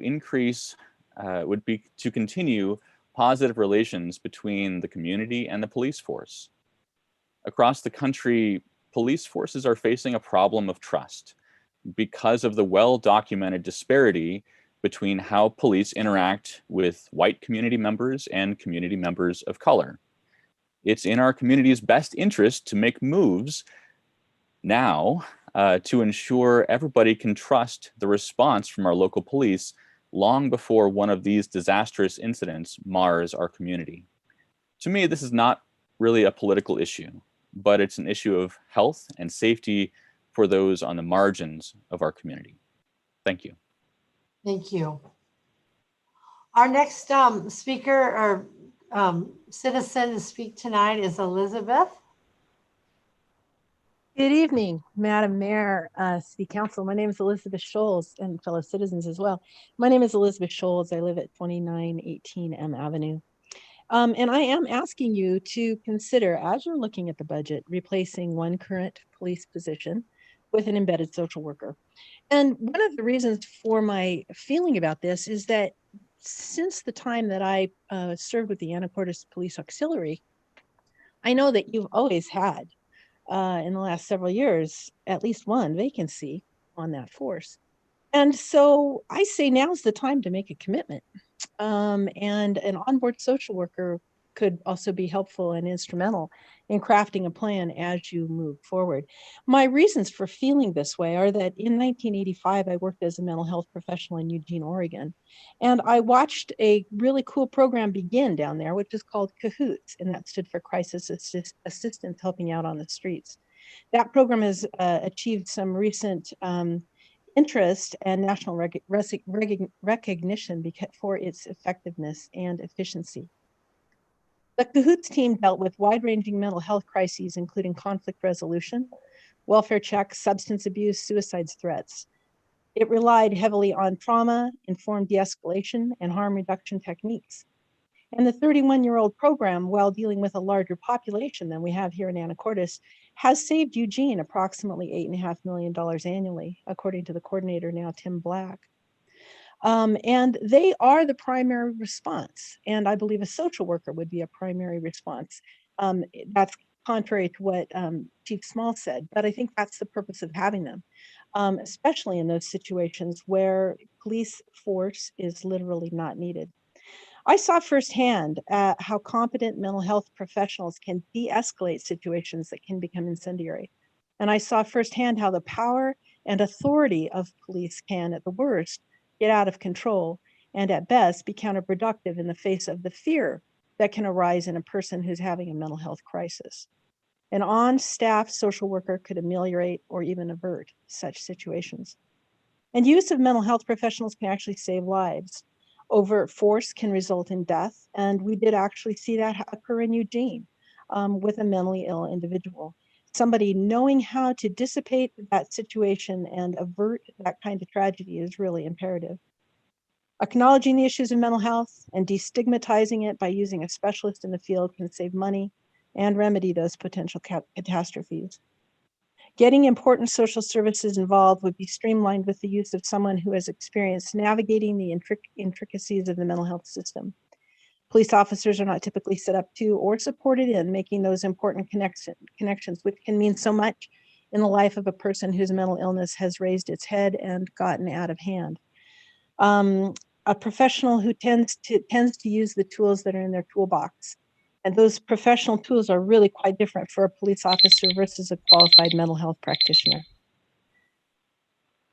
So Betsy, do you have a final thought? Because your time is used up. Oh, that's okay. Thank you. I was actually just about finished. I hope that you'll consider it. And I wanted to echo Keiko's dream large and make the commitment now. Both Tim and I stand in support and are grateful for this great city. Thank you. Thank you. Kayla House is our next citizen to speak. Hi. Hi, Kayla. I just wanted to enforce that the Anacortes Police Department is a community resource, and there's nothing wrong with wanting more from them, and to update them for the community by implementing a social worker into their ranks. Right. Thank you. Oh, do you have more? I do. Oh, I'm sorry. Okay, go ahead. Okay. We cannot expect our police force to handle social problems where they are not equipped with the right kind of training to do so. Out of all the 911 calls made in the Anacortes Police Department in 2020, 225 were domestic, 129 were drug related, 72 were mental health related, 68 were harassment, 54 were suicide attempts, and so on. This is a total of 30 to 35% of the calls that were made. These calls came into the police department asking for expert help. Our police requirements are at least 2 years of college and 6 months of police training. How can we expect the police to come into these situations that are complex in nature and wanting them to perform at the same level as a social worker? And where social workers have on average a master's degree. I mean, it doesn't make sense cost effectively. It makes more sense just to hire a social worker into the ranks and have them as a spokesperson for the community, more or less. The APD is a community asset and a resource. This resource is obviously asked too much and is spread too thin, considering the overtime that is performed in the APD that amounts to roughly $176,000 in the budget. To put a social worker into the ranks of APD would help not only the people calling in, but also the police of Anacortes. We are doing a disservice to our police department. Our police are regular citizens and are susceptible to burnout just like anyone else. Having a person that is equipped to deal with these complex community needs will be an asset to all of us. Social workers on average require a master's degree and everything, and we are falling behind as a community compared to Whatcom County, Bellingham, Skagit, Oak Harbor, Marysville, Arlington, and Swinomish. They all have implemented social workers into their police ranks. So with this in mind, what better way to support our community than to update our resources and help better equip our police department for the future? Thank you for your time and consideration. You're welcome. Thank you for being here. Sarah Roberts, you're our next citizen to speak. Thank you, Mayor and City Council. Yes, I'm Sarah Roberts. I live here in Anacortes, really only a few blocks from the police station, and I welcome this opportunity to speak. I'm glad to note that nobody on the City Council talked about defunding the police. That is not the goal here. We are talking about how to reimagine and make the police police force better and how to support this community in the best way possible. I am a social worker, currently work for Hospice of the Northwest, but I also worked for 5 years at Skagit Valley Hospital in the emergency department and saw how so much resources are spent on mental health, chemical dependency, homelessness, families just throwing up their hands and not knowing what to do with their elders. And I believe that with a social worker on the police force, we could really make an impact. This community is growing, the poverty is growing, the burdens on the social system and infrastructure are growing with an increase in homelessness, increase in drugs. In my neighborhood, I have a situation on my street where I'll routinely see police cruisers come, show up 2 to 3 times a week at this one situation. And they have limited tools in their toolkit about what they can do. Social workers know the social system. They have training in mental health and chemical dependency, in crisis de-escalation, in counseling, and in a range of intervention techniques that is oftentimes less confrontational than police departments. It's not about taking away from, but better supporting the police officers we have in a way that strengthens the community and works towards solving problems. I really urge you to consider hiring a social worker on this budget round. I don't believe we can wait for 2022. And I think you will find it a good investment in your time. Thank you. Thank you. Katie Eastman, you're our next speaker. Hello, everyone. I am very happy to be with you tonight, and I'm extremely excited to hear this conversation. I live here in Anacortes on Loman Circle, and I am a social worker who has held this kind of position. I held it many years ago, but I can tell you unequivocally, we have needed this for a very long time. And I also want to say, and I want to echo what several people have said, we needed this yesterday, and I want to encourage everyone to think outside the box. How can we find utilizing the resources that already exist, the shelter and their social workers, the hospital and their social workers? How can we use someone now? And I'm going to say this pretty firmly. We are in a mental health crisis point right now. And Chief Small, I love that you're thinking ahead, but what are we going to do right now? Your officers are going to be called to situations they aren't trained to deal with. Why not get a per diem social worker? Why not get several social workers from the community who take call? Why not start right now, not wait a year, but put something in place so that there is a communication pattern? When I did this work, the officer asked me specific questions. They listened to my mental health expertise, and we worked as a team. I've worked here now for almost 10 years, and I've worked with the police in some crisis situations, and I have yet to experience that partnership. I have felt like my expertise, my knowing of the person involved in the situation, my knowledge of mental health was secondary. And I really want that to change. I know it is so important for training and education to focus on how do we work together. And I would really like to see that happen yesterday. The other thing I would like to speak to is, I love the idea of partnerships, but what about those of us in the community who aren't members of those agencies? There needs to be a partnership with all mental health providers in the community. I, as a mental health provider, need to be able to call the police, and we need to know exactly what we're going to say to each other and how we're going to handle these situations. And again, I'm going to reiterate, our referrals have gone sky high. Most mental health providers in the city right now are full. People are calling us from other communities. To say that we can wait until 2022 is not prudent.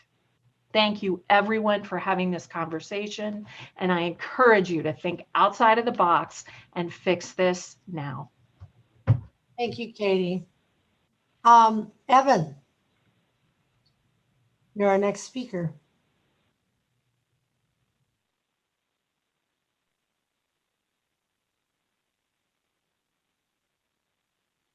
Evan, are you there? I'm sorry, can you hear me? We can hear you now. Okay, sorry about that. Yeah, thank you, Mayor Gear, City Council.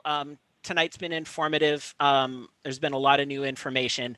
I want to just kind of start, I kind of had a script type thing, so I'll start with that. I continue to express my demand that the city of Anacortes hires at least one social worker to work in conjunction with the Anacortes Police Department. I think looking at the budget figures that we've seen, this can happen today, or yesterday, as Katie just said.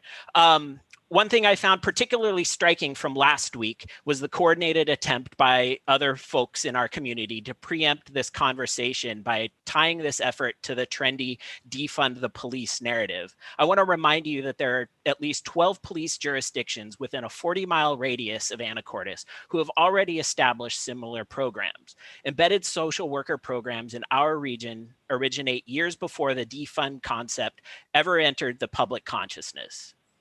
Would we even speculate that the Mount Vernon Police or the Skagit County Sheriff were ever defunded? It's unacceptable that Anacortes is years behind on this. I want to quote Mount Vernon Police Department's embedded social worker, Aaron Von Femp, on this issue. We have become so fixated on defunding the police that it ignores the fact that there are legitimate problems the police force face that could be helped by redistributing funds to no longer burden them with what they aren't best suited for to begin with. I see defunding the police as a false dichotomy. We need to fully fund the whole system, end quote. And so, this conversation about, the social worker and the people who are, most benefit from it, homeless people, people with substance abuse issues, mental health issues, the people who are seen on a recurring basis, which I've heard police officers refer to rather ungracefully as frequent flyers, all sorts of domestic calls, 1 in 3 in our own community. That's a lot. And just an anecdote that kind of hits home with me as a white male of privilege. I have a seizure disorder, and it's a real fear of mine if were I to be in public and I was to, enter into a state where, I would be out of control. And I've witnessed, in media and reading that it's not unprecedented for a officer to put a person in that condition into a submission hold. And so that puts me at risk, being absent of a social worker being present, because that puts me in a risky situation, and I don't trust that our police have that training, and a person better adequate could be. I'm sorry, I just have a couple more thoughts. I want to thank you for inviting the community into this conversation. We can see that the numbers are there. We can see the funds are present. The budget for this slot is already allocated. The only thing lacking is the will to alter course and break the status quo. Like the Tommy Thompson train, are we really going to kick the can down the road until it's far too late? This community is rich with creativity. These programs have been shown to have tremendous impact on the marginalized and people of color. However, on the beautiful spectrum of shades in our community, in this conversation, why must blue matter first? We can be more creative. We need to add an embedded social worker today. And thank you. Thank you. Karen Gallardo. Hi, my name, can you hear me all right? Yeah, thank you. Welcome. Wonderful. Thank you. My name is Karen Gallardo. I'm at 1620 39th, and I am born and raised here in Anacortes. I had an entire speech prepared for tonight. However, given the council's statements and information about the police and your request for new information, I do have some new information to present.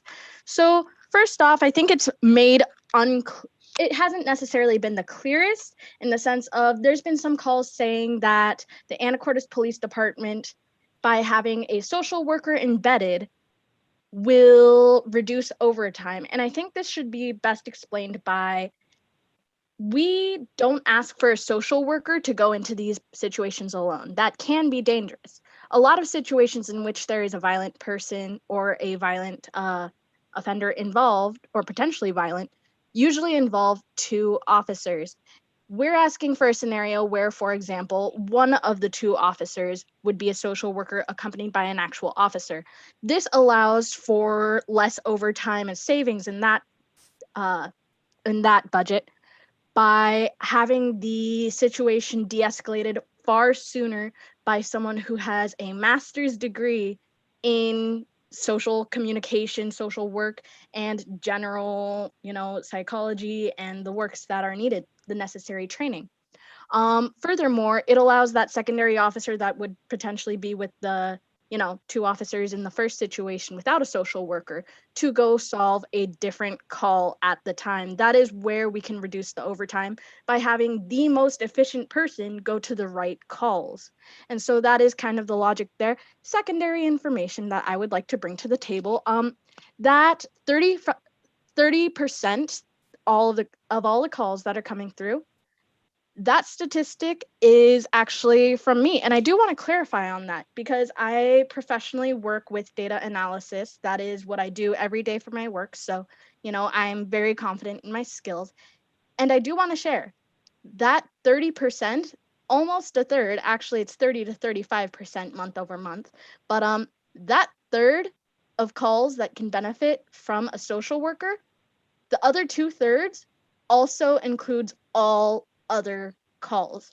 That includes 911 accidental dials. That includes internal messages. That includes vacation stays. That includes other very non-emergency calls to 911. So quite honestly, that 1/3 figure is honestly a low ball. It's on the low side, and we chose to do that conservatively so that we could get the facts straight for the council. And I do want you to take that into consideration in this talk, to ask for a social worker to enter the police force this year, as we can no longer wait. Thank you. Thank you. Juliet. Hello. Hello, welcome. Hi. Hi, Mayor Gear and the City Council members. My name is Juliet Paramore. I grew up here as a kid, and I am a current resident of Anacortes. Last week, I expressed my concern with equity and safety for all in our town, and I also expressed my demand that one of the 3 open officer positions within APD be filled with an embedded social worker as soon as possible. I would like to reiterate this demand and would like to push that this action happens in 2021, not 2022. I would also like to thank all of our City Council members for holding this space, as well as all of the concerned citizens and professionals of our town who have been involved with this discussion. It is important that we are having this discourse, and I think y'all are rock stars. I greatly appreciated Councilman Walters' comment about the need for social services in Anacortes being separate from the police department. If we invest in social services from the get-go, there is less likely to be overcriminalization for issues rooted in systemic oppression, for example, many mental health crises and homelessness. I believe investing in social services is an action that demonstrates that the city cares about and is prioritizing mental health and the well-being of our community. I still believe the APD would benefit with the hiring of a social worker to support this movement. We must invest in a rich foundation of public safety and care, not punish our most vulnerable citizens. I also would like to express that those of us who are pushing for the hiring of an embedded social worker at the Anacortes Police Department are coming from a place of love. We do not want to defund the APD or take resources away from our wonderful community here in Anacortes. We want to invest in the future of Anacortes, the future of our state, our country. We want to invest in the future of our world, and I do think we can do it together. Again, a genuine thank you to Mayor Gear and all council members for listening to our points last week and speaking to them this evening. It was very informative and helpful. I look forward to and I am expecting actions to be taken to ensure that Anacortes invests in social services citywide. And I really, really do want to push that we hire an embedded social worker within the APD department in the 2021 budget.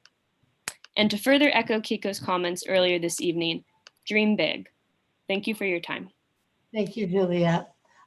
Just for our listeners, I'm only going to take callers that haven't spoken. We don't have time tonight to have other people speak again. So I'm going to just we've got 2 or 3 more people that have their hands up and only speakers that have not spoken. Kate Clark, you're next. Welcome, Kate. Hi, can you hear me? Can. Thank you. So I just want to say thank you to City Council. I know you all are considering a lot with this budget, and just considering that we're in a pandemic, there's a lot to consider. And so I wanted to share a little bit more to just provide some more information about the amazing data processing that happened for the 30 to 35%.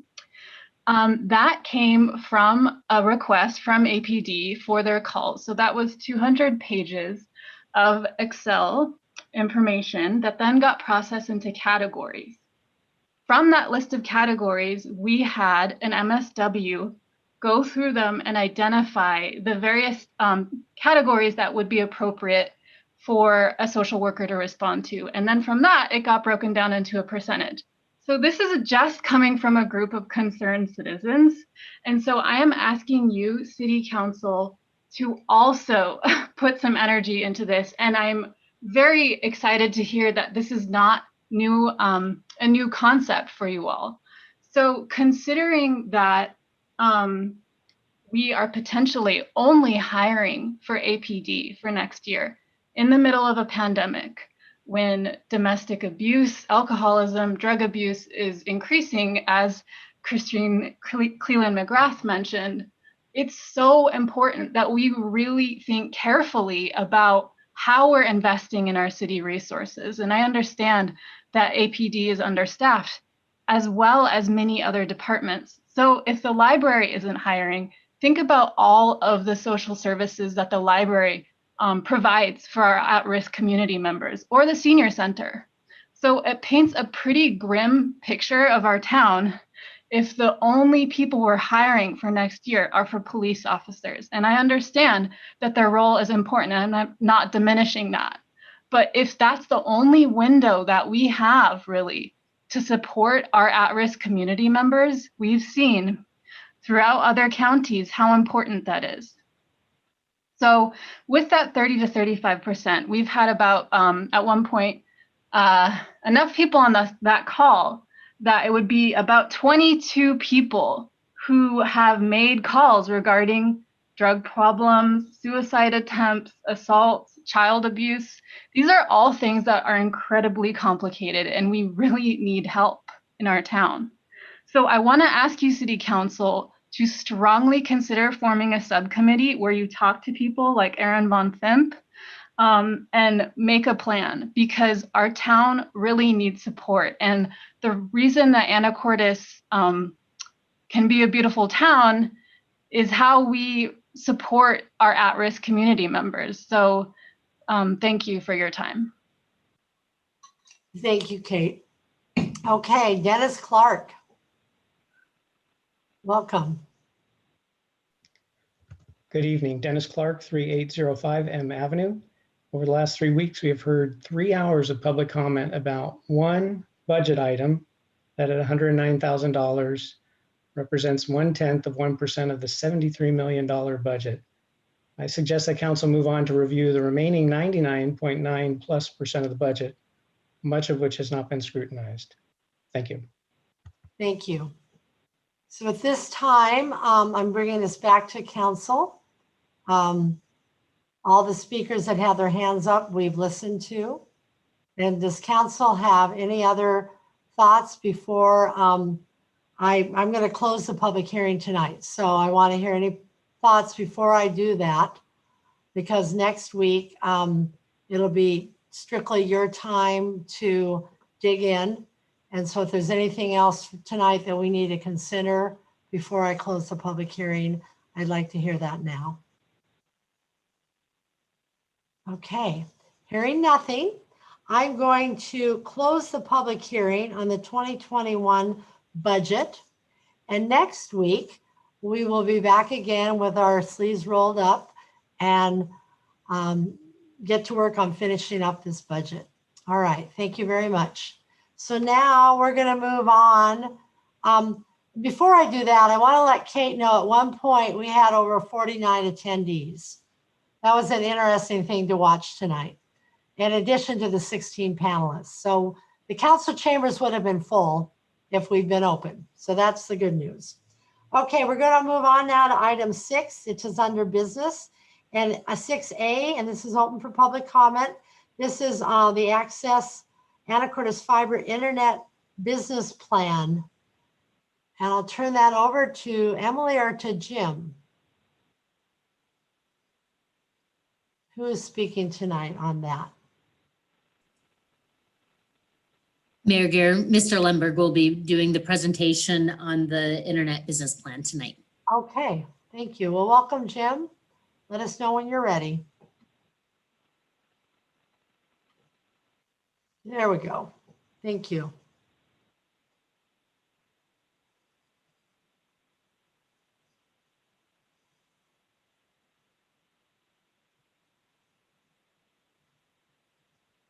Jim needs to turn his mic on.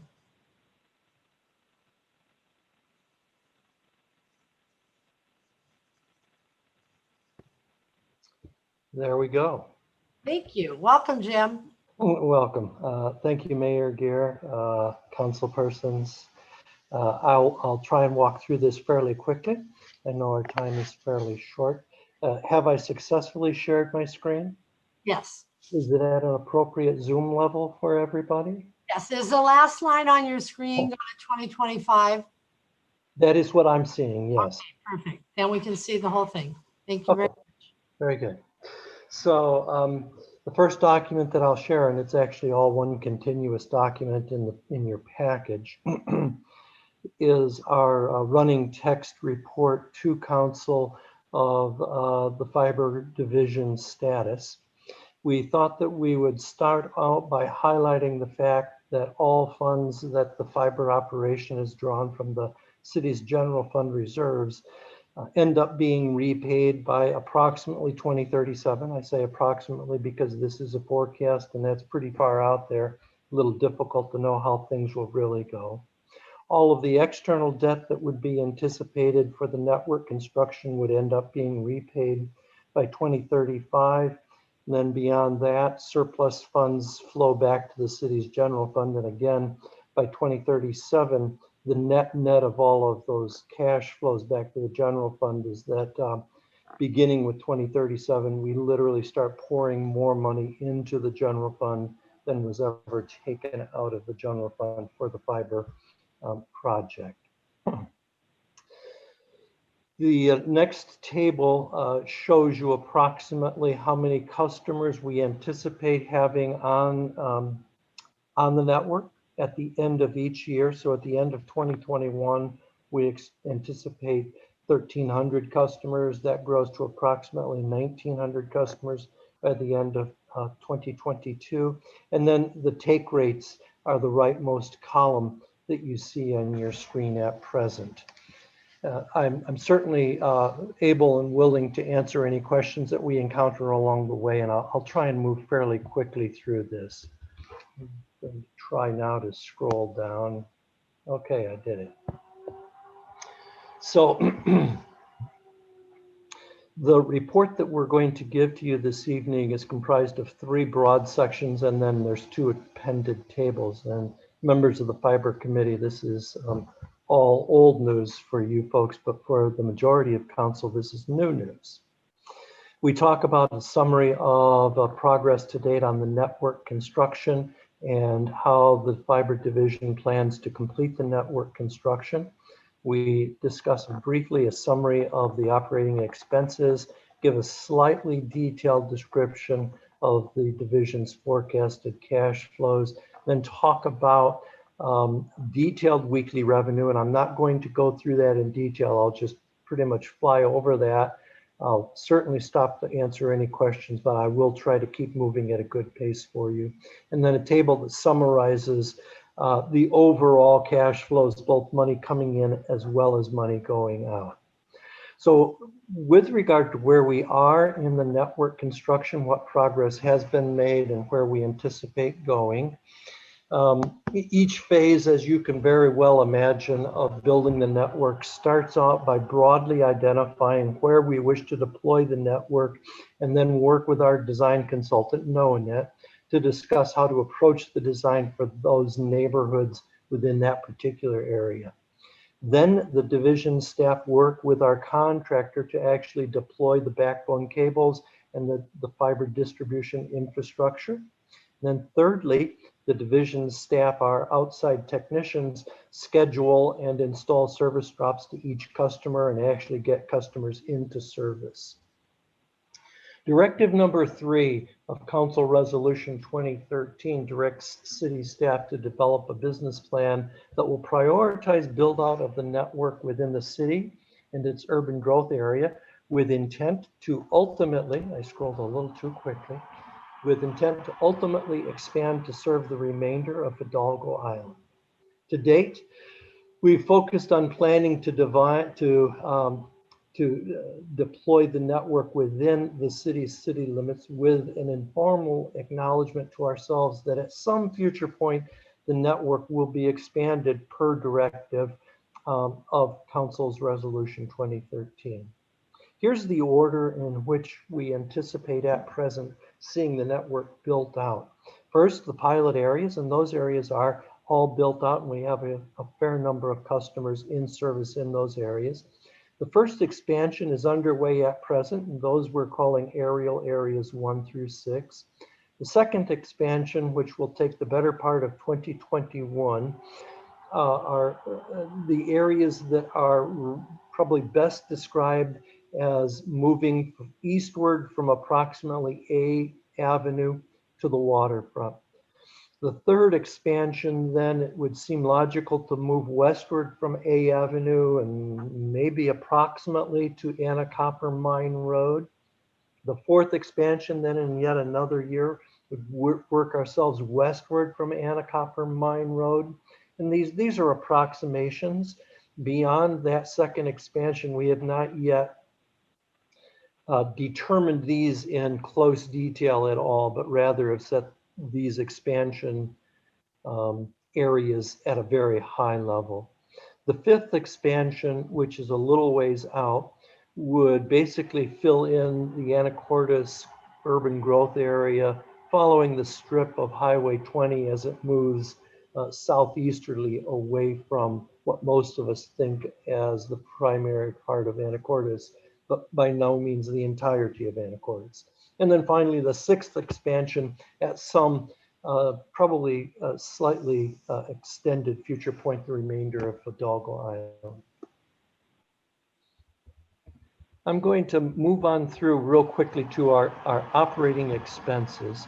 The fiber division's operating expenses are broadly categorized in 3 broad areas: personnel, our contracted services, and supplies and tools.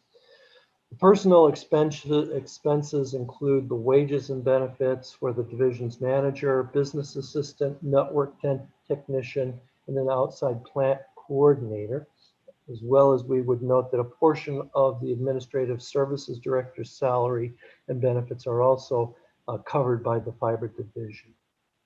The fiber division's contracts with external parties for the network operations, services, upstream internet connectivity, and then maintenance and support for the active network elements. Those are the parts that we refer to as the contracted services. And then supplies and tools are exactly what you would expect: office supplies, consumables that we use in maintaining the network, and then various hand and power tools.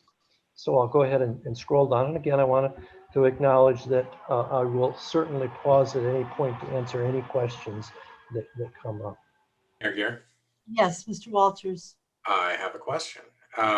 Those operating expenses that you just described, do those remain constant plus your 2% increase per year for the entire planning period, out to 2037? Yes, they do. As you've noted, they are inflated by 2% each year in the cash flow forecast. So the question for me, and this is also a question for council overall, if fiber pays off its external debt by 2035 and then pays back the general fund by 2037, I think the question for council is that 17-year time frame an acceptable speed to accomplish that payback? It seems to me that fiber is not being deployed by private companies because they want to pay back that is much shorter than 17 years. And the reason we're doing fiber is because we said the city's going to be here for a while, hopefully indefinitely. And so we can afford to operate on a longer time frame, but we never articulated what that time frame should be. And I was kind of hoping it would be shorter than 17 years, but maybe that's acceptable to council. I wonder though, after we accomplish the build out, and it looks to me from your timeline that we get everything but the UGA in 2023, which is pretty quick. Do any of our operational expenses go down? Do we still need a marketing person? Do we still need a fiber manager and a fiber department head? Are there any operating expenses that can be reduced after, maybe not in 2023, but when that 6th expansion is done somewhere in the next decade, well before year 17, can't we reduce some of our operating expenses and thus start to pay back faster?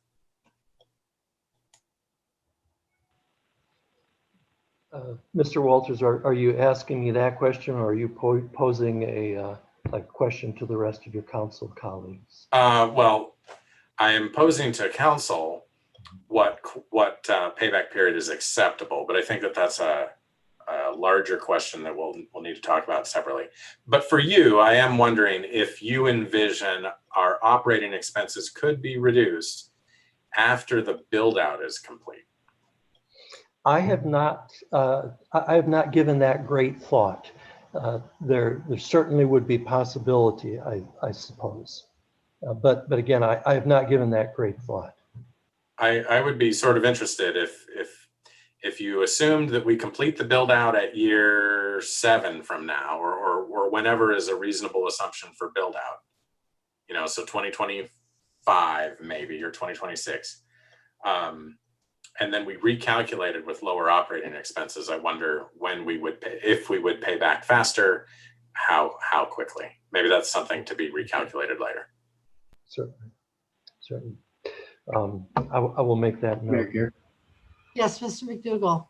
I guess in response to Mr. Walters' question, the original sort of modeling that we did, it kind of operated a bit differently, where it projected basically, whatever debt was incurred for construction, that debt would be paid off over either a 20-year or a 30-year term. And then it decoupled the revenue from the debt, and it assumed, that there was a net revenue that occurred after, say, the annual payment of debt servicing. And so that that annual net revenue was positive, basically starting, say, in year 2023, and it stayed positive. So I think if we were to look at the debt as paying it off over the course of 30 years, we would be cash flow positive, fairly soon. But there would be a chunk of debt that is out there for 30 years. Or if we just take the net revenue and pour it entirely into paying off construction, debt service, then yes, it's probably a 15 to 17 year process. And Mr. Limburg has rightfully used conservative assumptions on the revenue side for this. I don't know if that answers the question per se, but there's just a couple different ways of looking at it. Okay, go ahead, Jim. All right. Maybe it would be best. The rest of the text report contains probably more detail than everybody's interested at this point. I don't mean to skip over anything that we wish to cover at this point. I'm thinking that maybe council wishes me most to move on to the spreadsheets that show the forecasted cash flows. You could do that and just make sure that the council gets this presentation if they don't already. Mayor Gear? Yes, Ms. Moulton. Thank you. Mr. Lemberg, thank you. I have one question on this cash flow forecast page. It's about the proceeds from grants.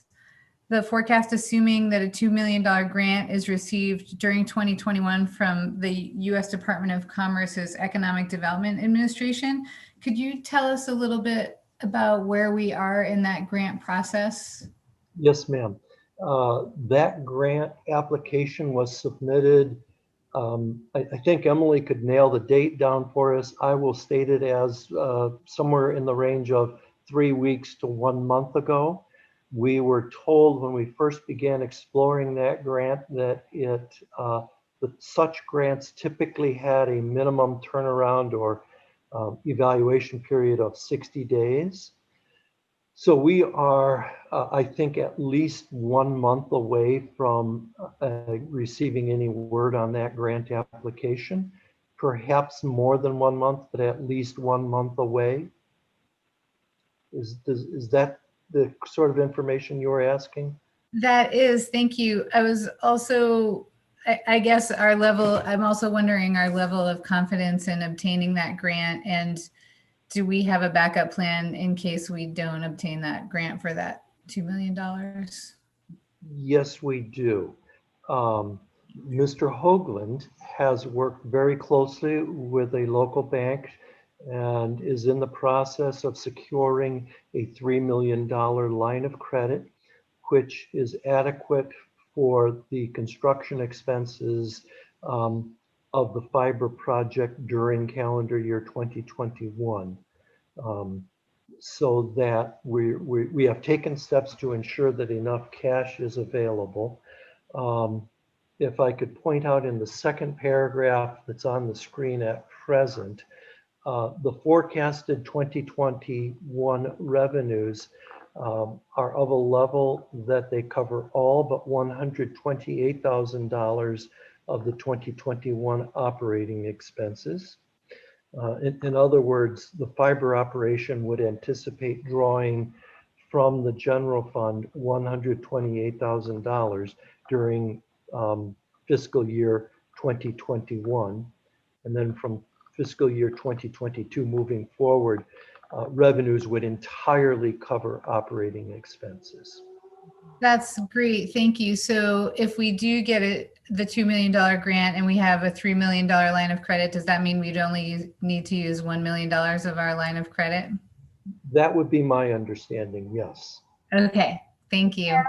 Carolyn, to your other question is, Congressman Larson and his office and his staff have leaned in and encouraged us and supported us. And if any city could get a grant, if it's possible, we've got everybody pulling for us. So it's not a given, but I've never seen so much excitement about from anyone in any government, state or federal, since I've been here, working so hard to make us successful there.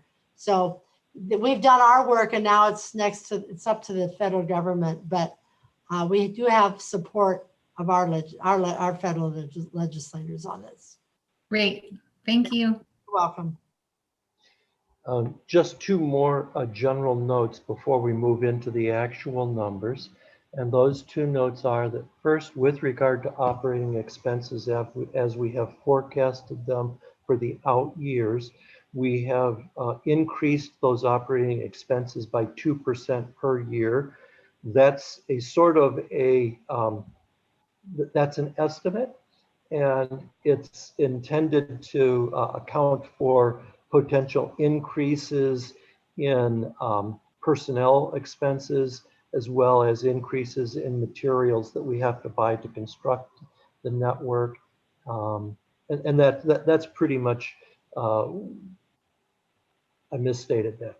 That 2% per year of increase in operating expenses is built into the forecast to be sure that we state operating expenses that will cover cost of living increases in staff salaries, cost increases in benefits, and those sorts of things. The second note that I want to observe before I move into the numbers is that for the network construction costs for 2022, 23, and 24, we estimate those expenses as 40% more than what we've estimated for network construction costs in 2021. The reason we've done that is to account for simply higher material costs, higher costs from contractors, as well as because we will be working in slightly more difficult terrain during those out years than we will be in year 2021. So if everybody's ready, I'll go ahead and move into some of the actual numbers now. Let me also note that we have followed Mr. Hoagland's very clear guidance in that we have not assumed that any of our operating costs are paid for by debt instruments. We only use proceeds from debt instruments, loans or lines of credit, to pay for network construction expenses. Our finance folks have been very specific in advising us against using debt to pay for any of our operating expenses. So this page gives us a very high-level summary of what we anticipate the fiber division's cash flows will be during various years. Not quite in the middle of the page, you see the column for calendar year 2021. And all of these summary numbers are backed up by incredible and painful levels of detail. I say that with a chuckle because I won't pain you by drilling down through all that detail. It is available in your packet should you wish to look at it. In summary, in calendar year 2021, we anticipate our revenues will be $707,000. We anticipate that our operating expenses will be $803,000 and that we will have $32,000 of interest expense, resulting in negative cash flow of $128,000 that has to be covered by a draw from the city's general fund reserves, and that's reflected down below. On the cash infusion side there, you see that we anticipate drawing $128,000 from the city's general fund reserve. We anticipate grant proceeds of $2 million and then needing to draw down $1.1 million of that $3 million line of credit. At the end of the year, then our debt is $1.1 million, and that's what drives our estimated debt service of $32,000 for calendar year 2021. I will also point out to you that we anticipate that our network construction work during 2021 will cost us $3.1 million, and that $3.1 million comes from $2 million in proceeds from a grant and $1.1 million of a draw from the line of credit. The same sorts of numbers then are reflected in each of the out years. You can see in each year our revenues slightly increase. So in 2022, our revenues are approximately $1.2 million. Our operating expenses, which are simply stated as 803,000 times 1 plus 2%, 102%. And then our debt service is driven by how much debt we anticipate having at the end of the year. So that we actually, during 2022, we anticipate having $240,000 extra dollars. And so that money is used for network construction.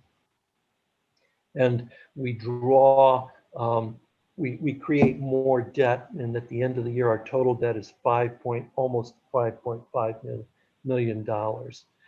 This all continues on through, and I'm going to scroll on down, and the spreadsheet continues into the out years. And you can see here by 2035, we end up at the end of the year, we have 320, at the end of 2034, we have $326,000 of debt remaining. You can see by the debt remaining at the end of each year that we've been paying it down. In 2029, for instance, we start with $6.1 million of debt. At the end of 2030, we only have, what's that, rounded to $5.1 million. At the end of 2031, we have 3.9, and so on, until at the end of 2034, we have $326,000 in debt. We pay that back during 2035, and from there, all of this extra cash ends up flowing to the general fund.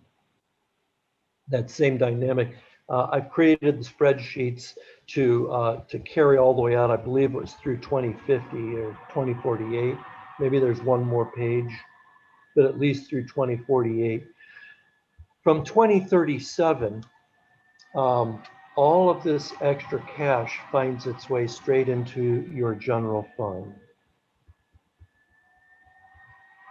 So this line, which was not visible on our previous screens, is the amount that the fiber project has cumulatively used of general fund dollars. And you can see it's staying steady at this $3 million figure until we start paying it back. Boom. And then in whatever year this is, I'll scroll up just a little bit so we can see what year this is. In 2035, we knock it down by $1 million. In 2036, we knock it down by, what's that going to be, about 1.3 million. And then in 2037, we've actually put $566,000 more into the general fund than we ever pulled out of it. In other words, we're starting to have positive flows into the general fund. And you can see the amounts that the fiber division potentially will be pouring back into the general fund gradually grow over time. Let's see what our next page is. Our next page, yes. Walters. It actually, I think it looked to me like the contribution to the general fund gradually gets smaller past 2035 or past 2037.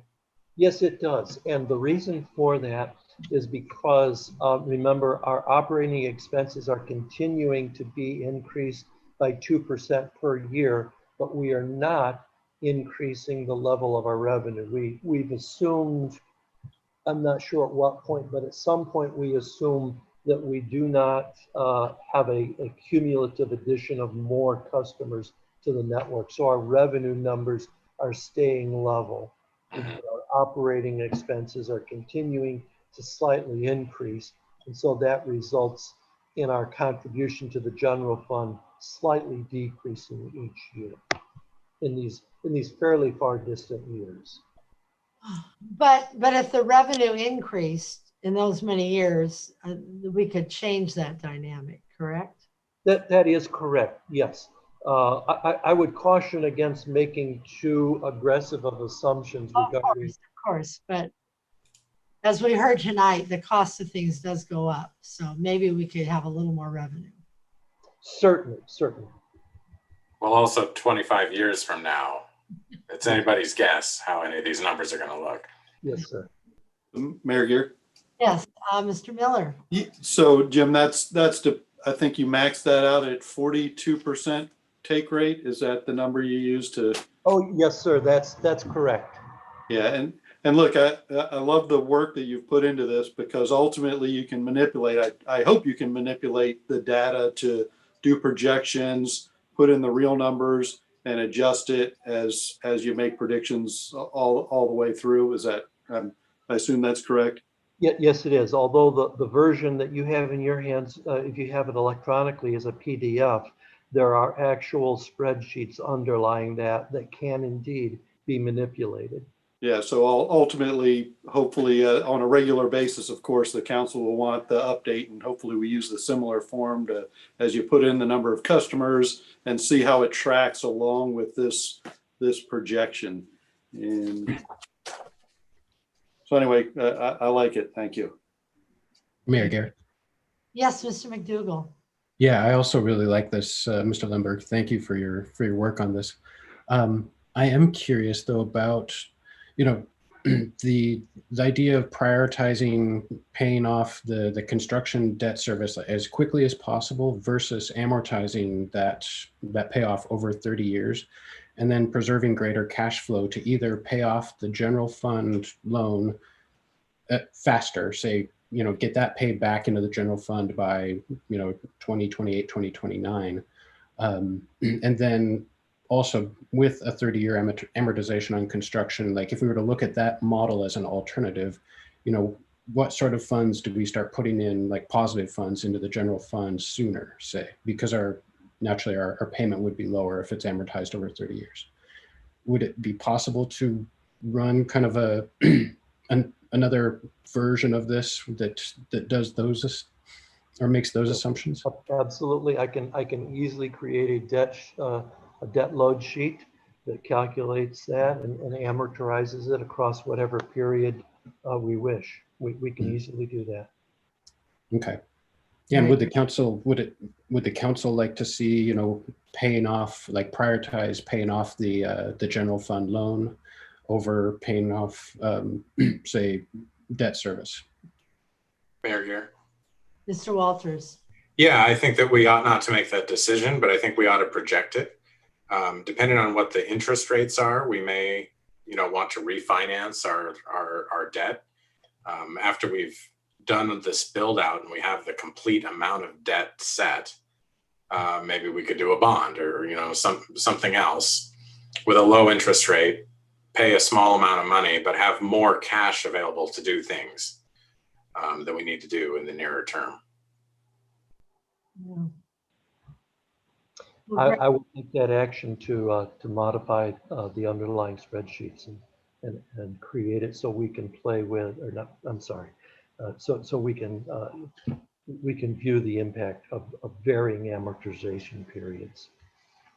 Thank you. Appreciate it. Yeah, this is a great tool, and it gives us a place to go from and to put different scenarios in to get it to where we want it to be. But and I appreciate your conservative approach. You are following Mr. Hoagland's good example, so I do appreciate that. So unless the council has other comments, can we move to item 6B? Mayor Gear. Yes, here. And then Ms. Cleland. Mr. Walters? Yes, the 2% increase in operating expenses I thought might actually be a little low because we're projecting 2% salary increases, but I understood benefit increases were going up faster than that. I would be interested in a little bit more analysis of what that has been, what we think it will be, and then maybe a recalculation. Okay. Ms. Cleland? Yeah, I know it's come back up in the past, but if Mr. Lemberg could just talk a little bit about, if we're going all the way out to 2040 and 2050, at what point do we need to start putting reserves for rebuilding infrastructure, or what that looks like in the future? I'm not on that committee, so I'm not super familiar with kind of, if we're providing the service now, what does that service look like in 2050, and what do we need to start putting in reserves? Good question. We can add that to the. Yeah. Yes, we can do that. Okay, so before we move to item 6B, is there any attendee that wants to make a comment? Okay, seeing no one, we'll move on to item 6B. It's our Anacortes Fiber Internet update. This is also a discussion item. Ms. Shu, is that you? It is. Thank you, Mayor Gear. Just pulling up the presentation.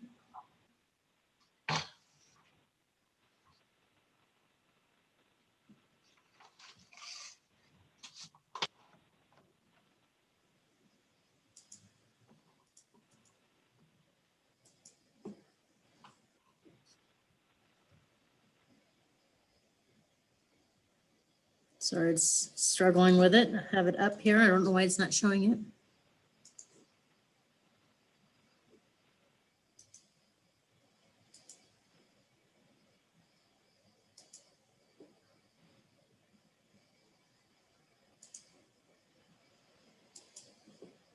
There you go. It's coming up now. Okay. Yep.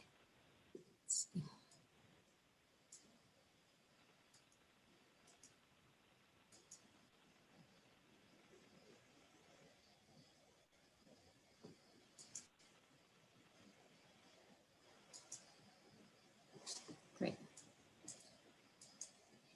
Thank you for the opportunity, and I appreciate the good conversation in regard to our business plan. I appreciate the work that Mr. Lundberg has put into helping to detail that.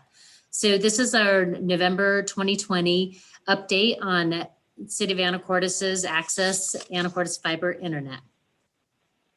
I'd like to start this presentation just with showing the increase month over month in terms of our revenue. You will see that we have 363 customers in service, and that our GPON revenue is $24,180 a month. And then we also have additional customers with dark fiber leases or circuits with us for an additional $2,023 a month. I thought it was timely just to share information in regard to the emphasis that we're putting on safety in our job site. We are following the 30 guidelines that were put out earlier this spring when construction returned. And with Governor Inslee's updates, the construction is able to continue. So we are moving forward with our installations, and we are very detailed in our process for what we do at the job site and ensuring the safety of the homeowners whose homes we're going into, that they're allowing us into our home, but also for our employees, that there's certainly a heightened awareness about the responsibility that we have by going into people's homes and helping them connect to the fiber internet service. A little bit more detail in regard to our customers and our customer makeup. We do have 363 customers. 72 of those are commercial customers, and another 291 are residential. As you can see, that number hasn't grown as quickly as we have liked. But what you'll see is that the number of partial installs has gone up again. This is the process that we are doing when we're doing either the outside work or the inside work before the backbone is up and running, so that we can quickly bring them into service when the backbone is complete. So you will see over the next week that number, we're watching it closely, the number of partials installs go way up. And then those will turn into actual in-service orders very quickly. So within the pilot areas, which is made up of the commercial business district, Old Town, and M Avenue, we have a 41.1% market penetration of those customer areas.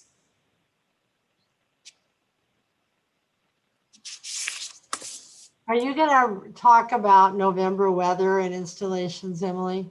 I am, yes. All right, I'll let you get to that.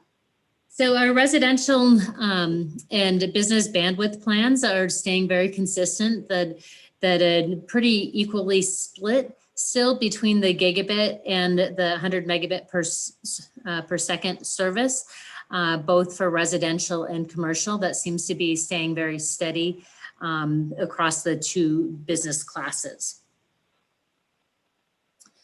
So I wanted to provide you an update on our 2020 construction. So this is a similar chart to what we shared last month. And we have had success in terms of things moving forward. The areas that we are prioritizing are aerials section 1 and 5. Those will be the first areas.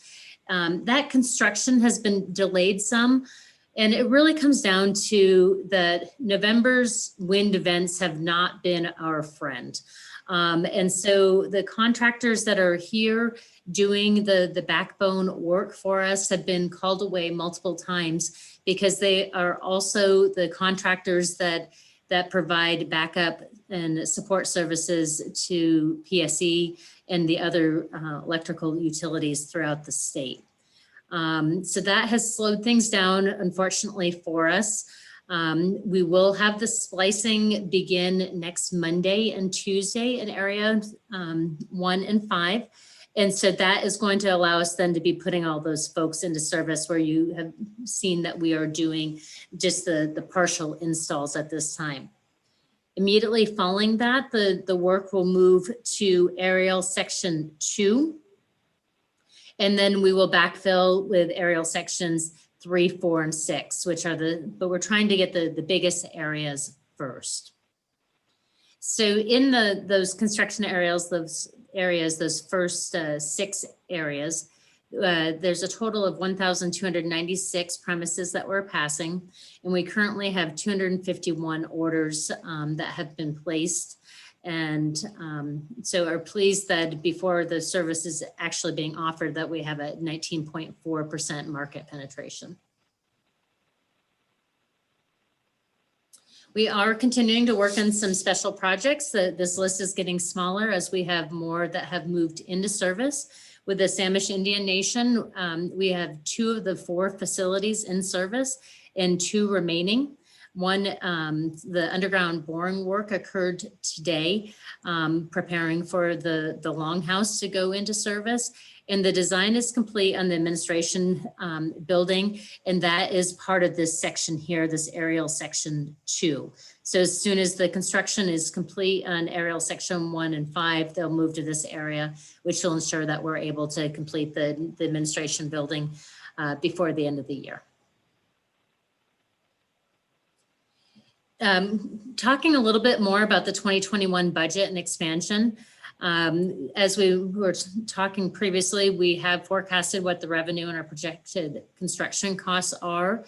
The Public Works and Economic Adjustment Assistance Grant was submitted last month. The total application amount that we put in for was $3.3 million. We are very conservative in terms of thinking about what may be what we're hoping would be made available to us, and that we have forecasted at $2 million. And then as we spoke about, Mr. Hoagland has been working with Savvy Bank, and they have approved a line of credit for us. The next steps would be that City Council would require to approve that after the Bond Council has completed all of their analysis. So we are really hopeful that we'll be successful with that grant, but we're also being very conservative in terms of thinking about planning for it. And as Mr. Lemberg discussed, our 2021 expansion really is from A Avenue eastward, following along the city limits. And so here's a picture that breaks down kind of the different segments of that and the number of parcels that will be passing. This will allow us to pass an additional 1,815 premises. That design work is underway. Last week, NOAANET was actually on site doing kind of boots on the ground analysis there. And we are beginning the process of placing our material orders because there is more of a delay in those there's been such a nationwide and international focus on expanding broadband. So by the end of 2021, we will have passed 4,088 premises of the 7,600 within the city limits. We're continuing to do outreach, and even this weekend, this past weekend, we were able to see an increase just as a result of the A Town is Our Town article that was included. But we're looking for ways just for people to make sure that they're aware of the resource that we have. As I've mentioned before, we certainly want to be the internet provider of choice and are doing everything to earn that reputation of being responsive, fast, reliable, and locally serviced. So Happy to answer any questions that you may have. As we talked about previously, sorry, I forgot there was one more slide, that we are doing the outside installations. The full installations are going to fall as soon as that splicing work is done. That will be next Monday and Tuesday. And then next Monday on the 23rd, we will be bringing a dark fiber lease policy forward that's been under discussion with the Fiber Council Committee. And be happy to answer any questions that you have.